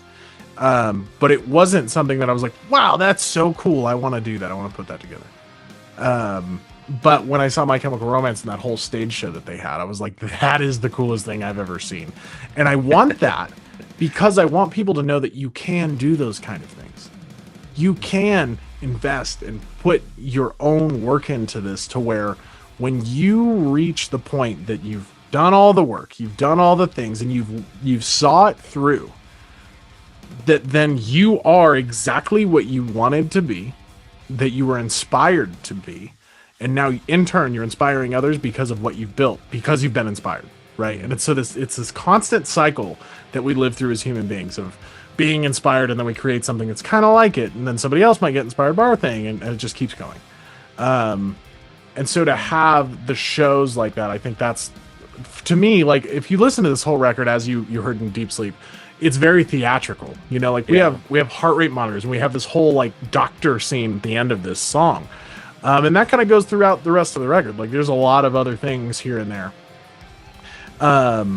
And it's very theatrical in a way. And so the live show of this record is going to be no different. It's going to be very theatrical because that, to me, inspired me. And I think that's going to be able to inspire other people. I love that. Yeah. That's awesome. That's a great answer. Well, it's very obvious that you are taking this very seriously in like the visual and storytelling approach of it all, and not even just with the lyrics and the music itself, but just even in like the design and logos that you're doing. And I love that you said the word invested when you were talking about building something, because investing in yourself, that's what makes things possible. Because you're talking about people think that they can't do it, or create excuses, but ultimately, like, you have to go all in on yourself. You have to invest in yourself. And if you're going to do something, it might not be things that you want or are even necessarily good at, but you find the people and you figure it out. And the perfect example is your producer and your engineers and people who master that stuff. Like, that's not you, but you figure it out and you find the people who it is. Yeah, maybe we're not all artists and can create cool graphics, but you'll figure it out. And if you want it to get there, it'll get there if you put the work in. And like you have. And not only are you like doing all this work, but like even as we were doing this, you were posting something on social media, like you're doing that job. The songs they all tie in together with a concept idea. It seems like you're giving this everything. Absolutely. Yeah. Like when I started this, because that was the thing, right? I was actually at the precipice of quitting. Because I really and that was kind of really where the record spawned. But interesting. It was you just threw a huge curveball at me with that. So it was out of that we had to I had to figure out, like, what is it that I want to do, and do I just quit here? Do I just stop and give up and I don't do anymore? And then it just came to a point that I was like, I just really want to make a record, man. I really want to make a record. I just want to make a fucking record. Like, I want to make a record, like something that is fucking front to back, solid as fuck. And that when you look at the socials and you look at you listen to the music and you go to the show and everything that you see about Buried Beneath Me is tied together in some way, some facet, somehow. And I think that the best bands that I love, anyways, and to your point earlier, there's no right or wrong when it comes to art. But the best bands that I love that have inspired me have all had that quality. They've all had the quality that when you go and you look at their socials, it's somehow tied together with what they're doing on the record, and what the record's doing is somehow tied to what they're doing on stage, and it's this whole world. And when I was a kid, I didn't love theater. I hated theater. I didn't understand it. I was like, this is the dumbest thing ever. I was such a music kid, but I hated theater. And I think I was just in denial that I really actually liked it, and I just didn't want to, like, you know, be seen as a theater kid, I think. And so now that I'm older and I'm out of, you know, all the politics of that, it's so much easier to just allow yourself to do things. And so just thinking when I wrote this record of, like, that's what I want to do, and that's the goal. And so thank you for saying that, because a lot of people have told me, you know, this is so well thought out, and we don't. It is. It's so amazing to see, and that's exactly what I want to do, right? Because out of that, it does impress people. But that's not the intention. The intention is to inspire them, you know. And if impression then turns into, wow, that's so cool, I have to make something like that, then that's the goal. Goal accomplished. I can go home. My job's done. So yeah. Seeing so much that is going on in the Buried Beneath Me world, and knowing that most of it is done by one person, it's inspiring. Thank you. Yeah. It's taken so much work. Yeah. But I think it's been worth it. I mean, like I said, just that one person who told me that song saved their life. This person's a great fan, you know, like they've been hanging out since we released The Villain in January. And to hear that from a fan like that, you know, that really actually likes your stuff, was huge, because it was like, wow, that's cool. So that made it all worth it. And then when you hear people say stuff like that, it's even better, you know. So yeah, I mean, there's no bigger way to inspire somebody than saving them. So I think you kind of already achieved what you wanted, in a way. Kind of, yeah, you know. And I think the other thing, like, Youngblood really said it best to one of his fans. One of the fans said, you know, like, your music saved my life, and he said, no, it didn't. You saved your life. And that's the truth of it, isn't it? Because even though I put that song out, and even though that song, you know, connected with that individual, I didn't do anything. I wrote a song, but it gave them the power to see in themselves what they needed to see so that they could carry on and keep living.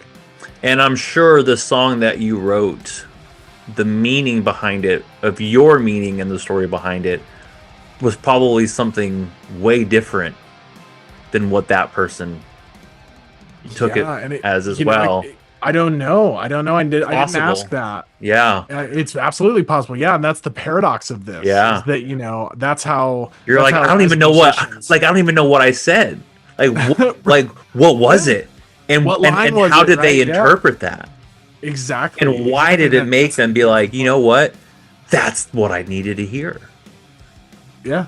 Yeah. And you just don't know. And that's the paradox of music, is that artists will never know, as I said before, like, you know, who they touch with their music, and fans will never know the real reason behind the songs for the artists.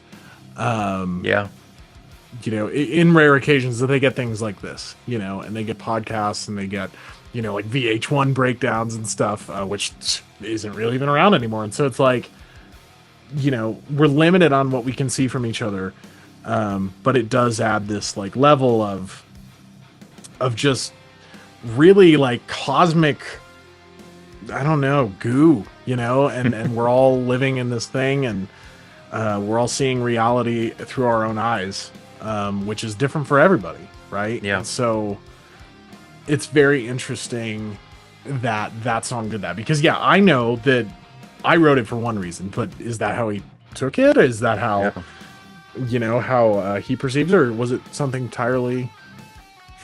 else entirely, you know? It's probably best you don't know. Probably. Yeah. Yeah, you never know, like, I don't know. I mean, it's great that person's still around, right? Like, that person likes our stories all the time, and I talk to this individual quite a bit. Cool. And so that's great. Like, I actually check up on that individual every now and again, because I'm like, hey, are you doing okay? I haven't heard from you in a while. They're like, yeah, I'm just busy, you know, or whatever. And but it's one of those things, like, you know, I feel like a lot of people don't have people that check in on them. And there was something I heard recently that's the people that don't have people are the people that people have. You know, and I think as musicians and as artists, that's kind of a responsibility of ours, because Rick Rubin put this really well. And he said, artists are always on the front lines of the fray. We see things in a way that other normal people of society don't see things. And we're lucky in the fact that we get to write about them, but that's also a curse, because seeing things in a certain way could be good or bad. It could, you know, if you put it out there, it could, you know, change feelings of a mass amount of people. Like, there's so many things. And as an artist, we have this responsibility to kind of like take care of our culture in a way that isn't, you know, passing out food at food banks or something like that. Like, artists have a purpose in the world. And so I think it's interesting that as an artist, I'm responsible for other people and the way they feel, and checking up on them, because they might not have somebody else, you know. And that's a huge responsibility that I take very seriously, because when I talk to fans, like, and right now we just recently implemented like an automated thing on the Instagram, so it's taken away a little bit of my abilities, it's opened up some of my time. But every now and again, I still go through the Instagram messages and I check up on people that I know are hanging around or that I haven't heard from in a while. And it's not because I'm like, hey, you're a listener and I want you to go listen more. It's purely because, like, hey, I haven't heard from you in a while, and I used to hear from you a lot, and I want to just check in on you, you know. And that's huge, I think. And I think as artists, we kind of need to be those people, because we don't have a lot of those people. It's interesting that you used the word responsibility a few times in there. Why is that? Do you feel that you do have I mean, obviously you feel like you have a responsibility. However, do you feel that it's almost the opposite too, that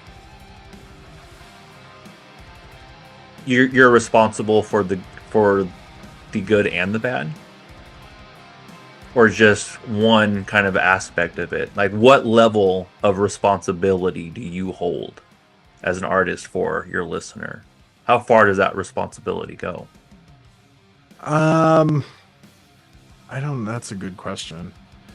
I think it really, for me, is about caring so that they understand that they're not alone in their feelings, right? And I think that music is an interesting medium for that, because it allows us to communicate with each other, and it allows pure emotion to come across, right?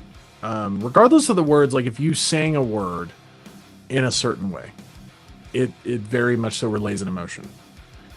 You know, if you scream it versus whisper it, or if you over exaggerate versus don't exaggerate at all, it says something in that tone and in that inflection.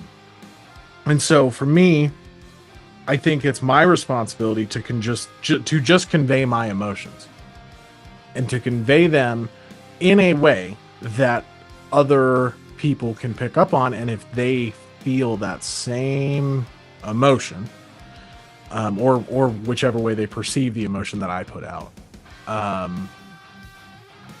that it allows them to feel seen in a way, and it allows them to feel part of something, right? And part of something, like, I'm not alone in my own feelings on this. Like, The Villain is a great example of that. You know, the chorus of that song is, I'm the villain, baby, stay the hell away from me, just like your mommy or daddy said. And it kind of talks to, like, we, you know, as I was saying at the beginning of this, we're all the villain in some way. And it's okay to be the villain, right? Like, because that's who I am, you know? And so I feel responsible to allow people to feel things. And when fans tell me things like, you know, that song saved my life, I did my job. I, like, completed my responsibility, because I allowed you to feel something that maybe you wouldn't have felt had you not heard that song, had you not related to that song. So like my depth of that, I think, goes, I don't know. It's interesting how that question, because it asks how far does it go, right? Yeah. How far does your responsibility go? And I don't know that I know the answer to that one, you know, because like I've had fans talk to me about their traumatic relationships that they're currently in, and they can't talk to me consistently because they're around that other individual. And in those situations, you know, you feel really bad because you want to help them so much, but it's like, what can you do when you're states away, you know, and you're just like an artist? Like, what do you want me to do, you know? Yeah. But it's something, because at least you give them, you know, an aid to listen, and you give them something to connect with. And sometimes that's all you need. You just need a song to connect with. So I don't know that my responsibility goes further than what I create. But it might, you know, like I know that one fan that that the song saved his life, like that individual, like he talks to me quite a bit. And so, you know, it's that goes to that question too. Like, do I feel responsible for that person? Right. You know, and not necessarily, I don't think, but I think it's important to me that that person's still around, and it's important to me that that individual felt so deeply about a song that it connected with them in that way. Like, that shows me that what I've done to try to inspire people and try to move people in their own directions was accomplished. And so, you know, that's a hard question, right? Yeah. Like, it's a hard question because, yeah, how far does the artist's responsibility go? Yeah.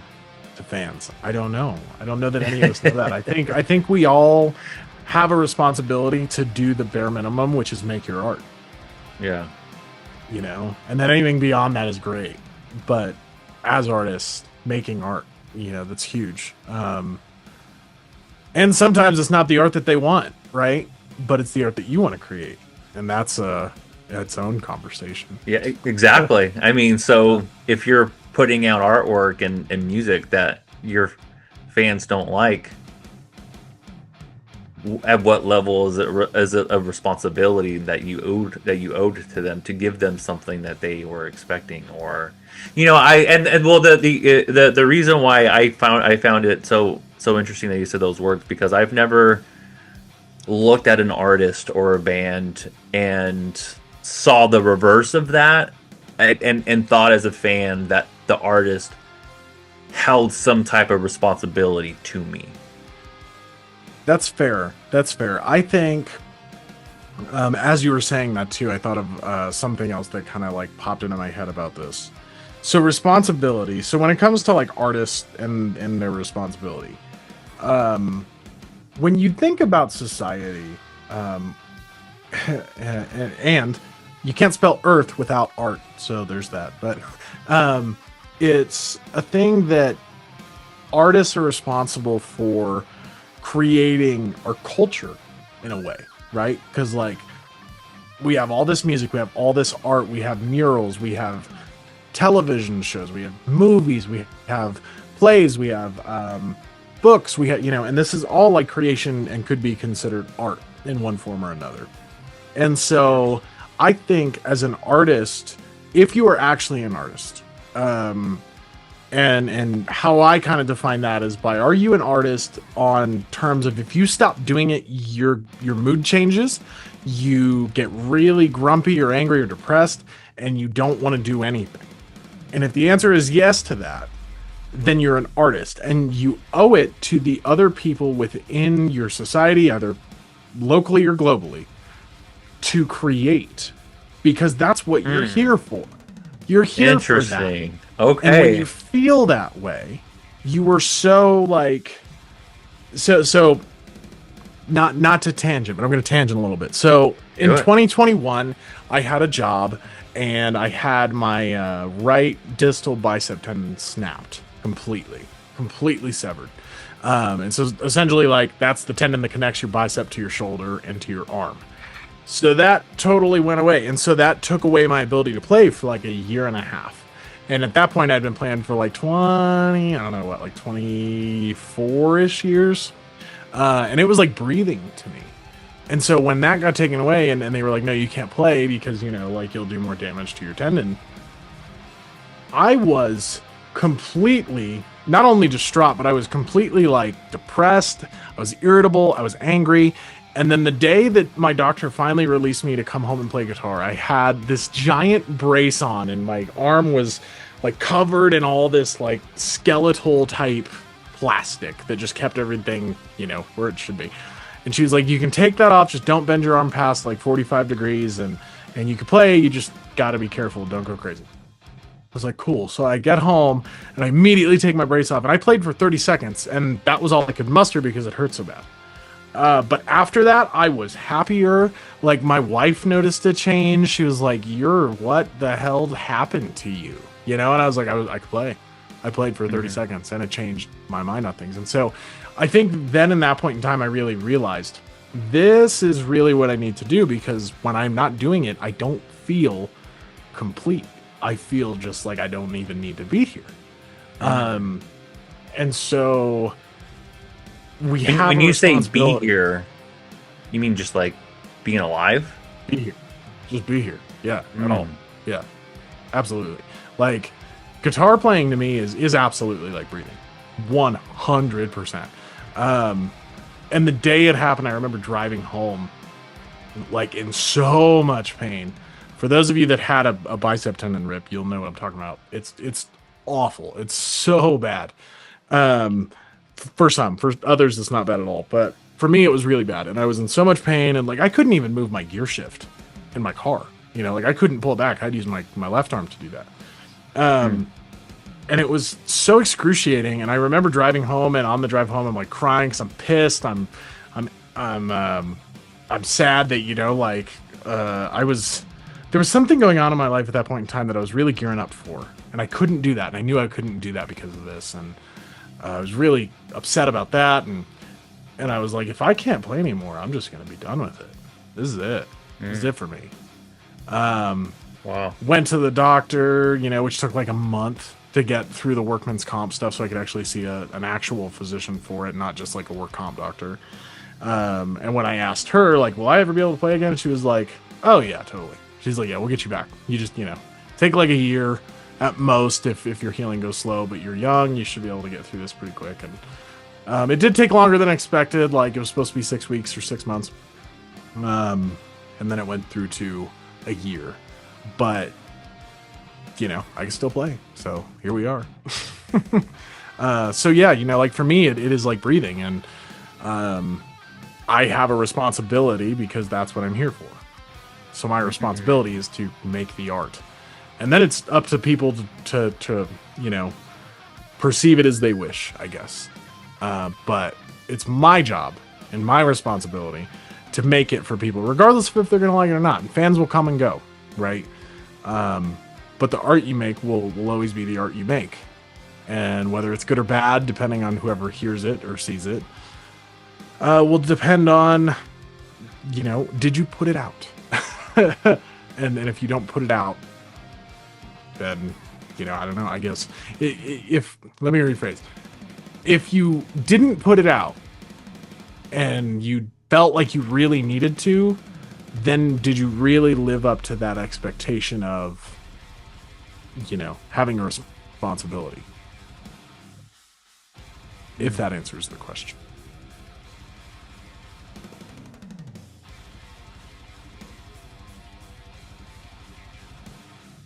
There's a lot of weight riding on this with you. Like yeah, music in this Absolutely. band. Like this band is like, it's kind of do or die. It's this has to work. No, whether it's buried beneath me or another band or another form of art, it's just like that's your life. Like absolutely, yeah, absolutely. Like, and you know, it's always been a grapple with me, you know, because I saw the world very young, like growing up in a household of a high-ranking firefighter, and having a mom who worked you go on calls and you see things at a young age that most people never see. Despite the try of them trying not to let you see that thing, you still end up seeing some things that you block out. You know, like there are things that me and my wife were talking about this a few months ago, and she brought up something that I shared with her early on in our relationship from that time in my life that I'd forgotten about. And she brought it up, and I was like, oh yeah, I forgot about that one. Thanks. Yeah, thanks for reminding me. You know, and so like when you see the world that young and you really see the horror of it, I think it kind of changes you. And so it makes you look for something that, I don't know, makes you feel whole, I guess. And you know, like me and my brother have had a lot of talks about why do I do music, you know? And for me, I think it was always an attention thing. And then it blossomed into what it is today. But I think when I was younger, when I really started, I think it was to gain attention of parents, right? And so when you ingrain something in your psyche at the age of 8 years old or 7 years old, whenever I started, 7 or 8, you begin to like latch on to that thing, and that thing becomes your whole being. And there's things out there that talk about how when you're in that age and you're moldable, right? And you see something that really just like sparks your fire, that's kind of what becomes your personality, and that's who you become as an adult. And depending on the situations surrounding you, that will determine who you become as an older person and what you do for a living, all that kind of stuff. And I think for me, that's exactly what happened. I found music early on, and I stuck onto it because it made me feel whole. And then it just turned into who I am. So when you say, yeah, you know, like this is it for me. Yeah, absolutely. Like I don't really have a want to do anything else, you know? And the other part about it too, right, is everybody thinks like professional musician. They always think like, oh, like you go and play in front of thousands of people. I absolutely have had those shows. But I've also had shows where I'm playing in front of 2 people. You know what I mean? And you're hoping to collect a couple bucks from it at the end of the night so you can go eat or whatever. And that's all part of it. That's all part of it. And so for me, it was so much about just a young impression of what music was for me. And so now that we're here, I've definitely gone all in, you know, like it's plan A only type of thing. But you know, like it's not for naught, if you will. Like we've had a lot of things come just from this record, things like industry wise that I can talk about, but for the respect of the individuals that are in talks with us, I'm going to not say anything until we get some things locked in. But so much has come from it, you know, and I'm so thankful that it did come from it. And I'm so thankful that all those things played out in my life to make me into this musician. Because even though I see it as like a responsibility, I also see it as something that I very, very much so love to do. And I think because of those two things, it really allows me to dive all the way in and, you know, sacrifice like the things you want from Amazon or buying somewhere else, you know, and rather than doing that, investing it into yourself and into your music. Yeah. It sounds deeper than that though. And what I mean by that is you say that doing music is something that you love to do. Yeah, you love to do it, but in a way it almost seems like you have to do it. 100%. That's kind of like, yeah, absolutely. You have to. And back to, and that's a demon in and of itself. You know, like, because sometimes you don't want to, you know. I went on vacation this year, and leading up to it, we had a single dropping, I want to say like a week before. Maybe, no, I think it might have been the week of. And I was, you know, like summer for musicians is always busy season. And so it was the middle of summer. We were going to Yellowstone. And I had like a gig with one of my other bands the night before we left. And then the next morning we woke up at 5 and headed for Yellowstone. And then on top of that, I had a song dropping for this band, you know, and so it was like a lot to handle at that point in time. And so sometimes it feels like a burden. It's just like, you know, you get so burnt out. And so, yeah, on it, just like anybody else with a day job, you know, it's absolutely like that. And so many people think like, you have the best job in the world. Absolutely, I do. I do have the best job in the world, but doesn't mean that I can't get tired of it, you know, and I can get tired of it. And it is a demon in its own sense where like, yeah, I'm very blessed to be able to do this for a living. But also there are times, you know, when I don't want it, you know, but I have to, because if I do anything else, the one thing that I've learned over the course of my life is I hate pretty much everything that isn't music. I've tried so many different jobs, holding down so many different, you know, just places in community and stuff that I thought might work to make me feel the same way music does, and none of it has. Music's the only thing. So yeah, like I try to take care of my body just because of that. Like I try to be good to my hands just because of that, because I know like you know, my body is my instrument, and I think it's the same for every musician, right? And so being good to yourself is in turn being good to your music. No more bicep tears. No, I'll pass on that. But yeah, so it's definitely not only is it a responsibility, but it is also a lingering and everlasting curse in a way. Yeah. You know, a blessing and a curse at the same time. Yeah, absolutely. Yep. The only thing that I can say to that is I feel like I am the same way with every creative adventure that I go on, whether it's a script or an actual filming process or this podcast or whatever creative thing I'm doing. I'm all in. Yeah. And I get it. I feel like I have to do it. Yeah. And I think that's what makes great art. Yeah. You know, when you feel like, for instance, when we did this record, Steve approached us. I had some ads running in the UK for one of the songs.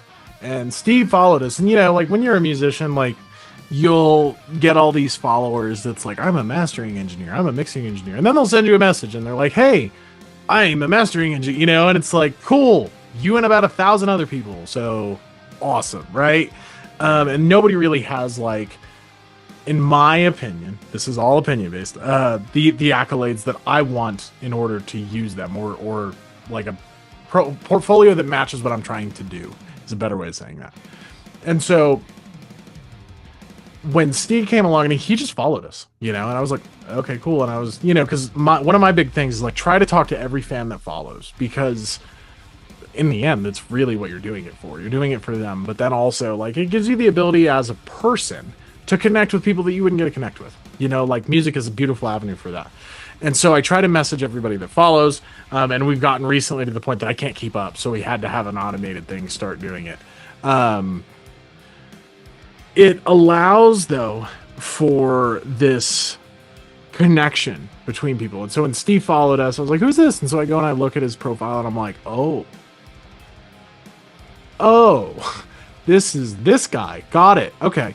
And so he posted a thing on his story, and it was like, you know, I'm upgrading my website. What would you guys want to see? And I was like, you know what, man, you asked. Like, for those of you who don't know, Steve did the Sleep Token records. He mastered those, and they sound absolutely amazing. And so, you know, approaching somebody like that, you're like, do I even respond to this story? Like, I don't want to seem weird, and you know, but in the nature of the way he posted it, was like he was asking for it. So I was like, hey, I'm just gonna reply, you know. So I did, and we started a conversation, and he was like, man, I'd love to master a song for you guys. And I was like, yeah, let's do that. He mastered that. He mastered Deep Sleep first, and then we got to a point where we're like, okay, that's his rate. We know that's his rate, and I just couldn't afford it on my own. You know, there's no way, and I really wanted to get this record mastered by Steve, but it worked out. You know, like my producer actually ended up being like, no, I think this is also the best for the record. I'm going to put my own stake in this, and I'm going to help make this happen. And we made it happen. And so You know, sometimes it's really hard to pull off stuff, but you'll never know if you don't try. You will never ever know if you don't try, if you can do the thing all the way. And trying to do the thing sometimes takes bravery. Sometimes it just takes stupidity. You know, like you just gotta be willing to just like have that concept of denial of like, well, if they say no, whatever, I don't care. You know, it'll work out anyways. And most of the time it works out better for you when you do that. So yeah, it's tough when you come across things that you really want to have happen, but you can't afford them, or you can't make them happen just because you don't have the ability.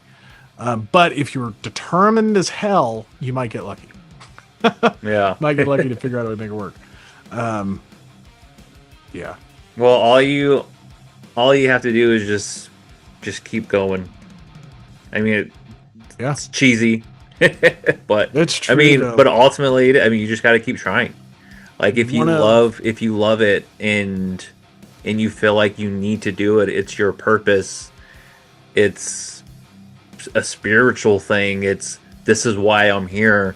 This is why I do what I do, and it needs to happen. It's gonna happen because it has to. It's gonna happen. It has to happen. Yeah, I totally believe in that. And it's one of these situations, right, where if you are determined and you believe in something, and you can, you know, like I'm a firm believer that the things that you see in your head of who you could be are absolutely who you are if you're willing to go try to make it happen. And that's really hard for some people. And it's hard for me. Because you know what I mean? Be honest with yourself. You do, and blatantly honest. Yeah. And not give yourself bullshit lies and answers. You know? And it's very difficult to do that. But if you can do that, the things you can do are incredible. Probably better than what you're seeing in your head. Yeah. You know? It's a whole new world. Whole new world. Absolutely. Yeah. Yeah. I feel like I kind of understand you on a spiritual level a little bit. I see some of the little things that you do and say and timings and the lyrics, and I'm just like, I get it. I'm a fan. That's good. That's good. I'm glad to hear it. I'm a fan of this dying game. Yeah, I'm gonna figure it out one day. You gotta go listen to the record now. I was like, I have to do it at least one more time. Yeah.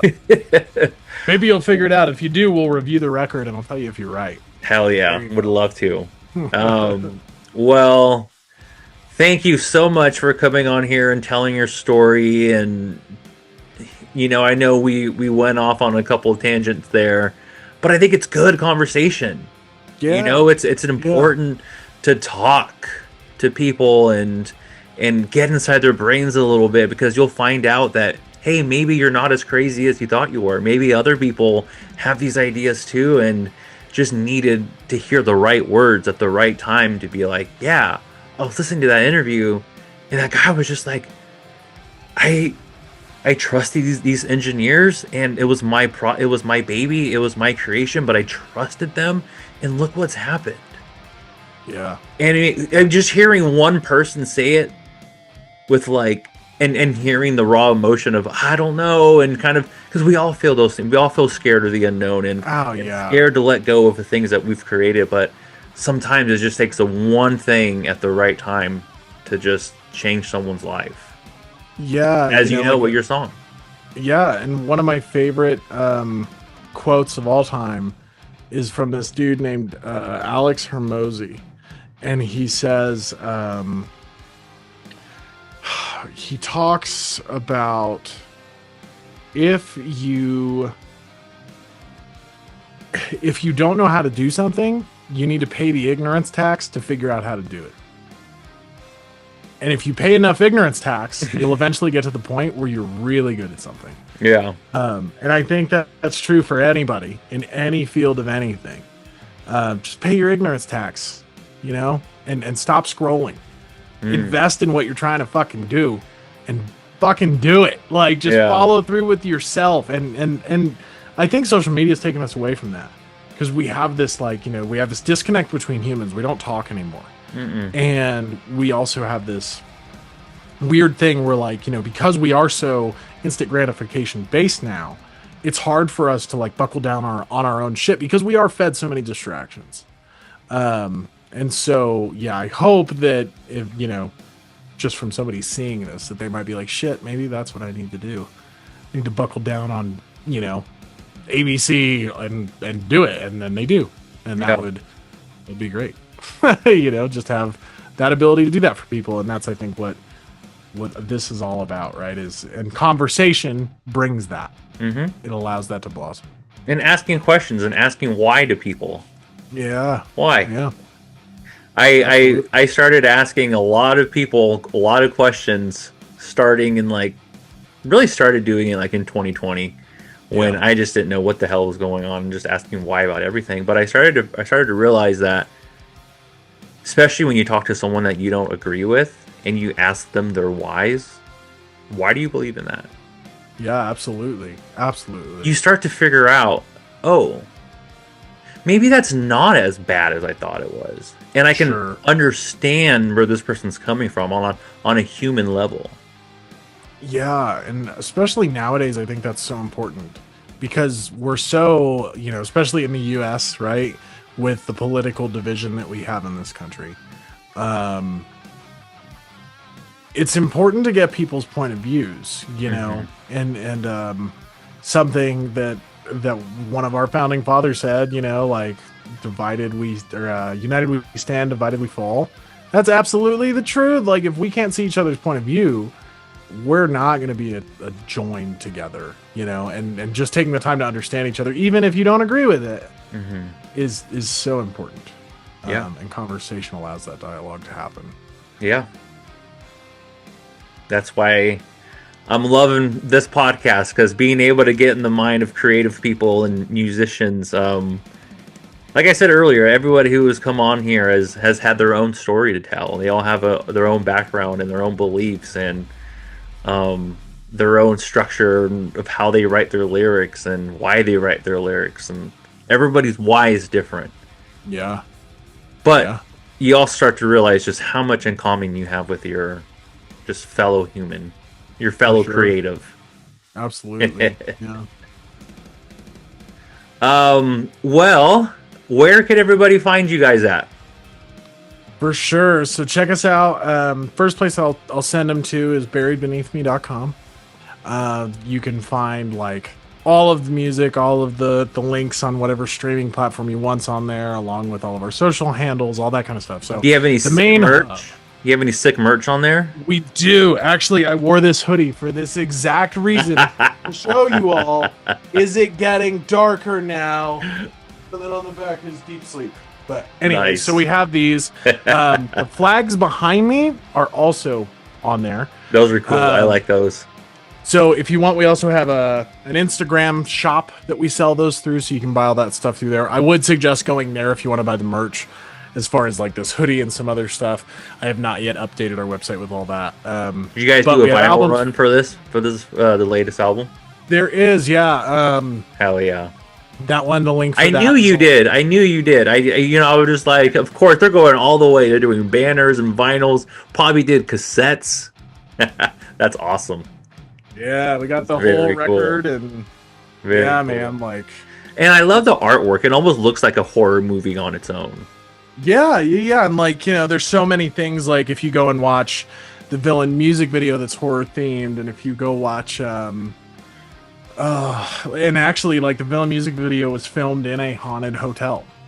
It was haunted as fuck in that place. Like, I got pushed by a ghost. That was its own thing. Yeah, you know, and I just love creepy. I love creepy. Me too.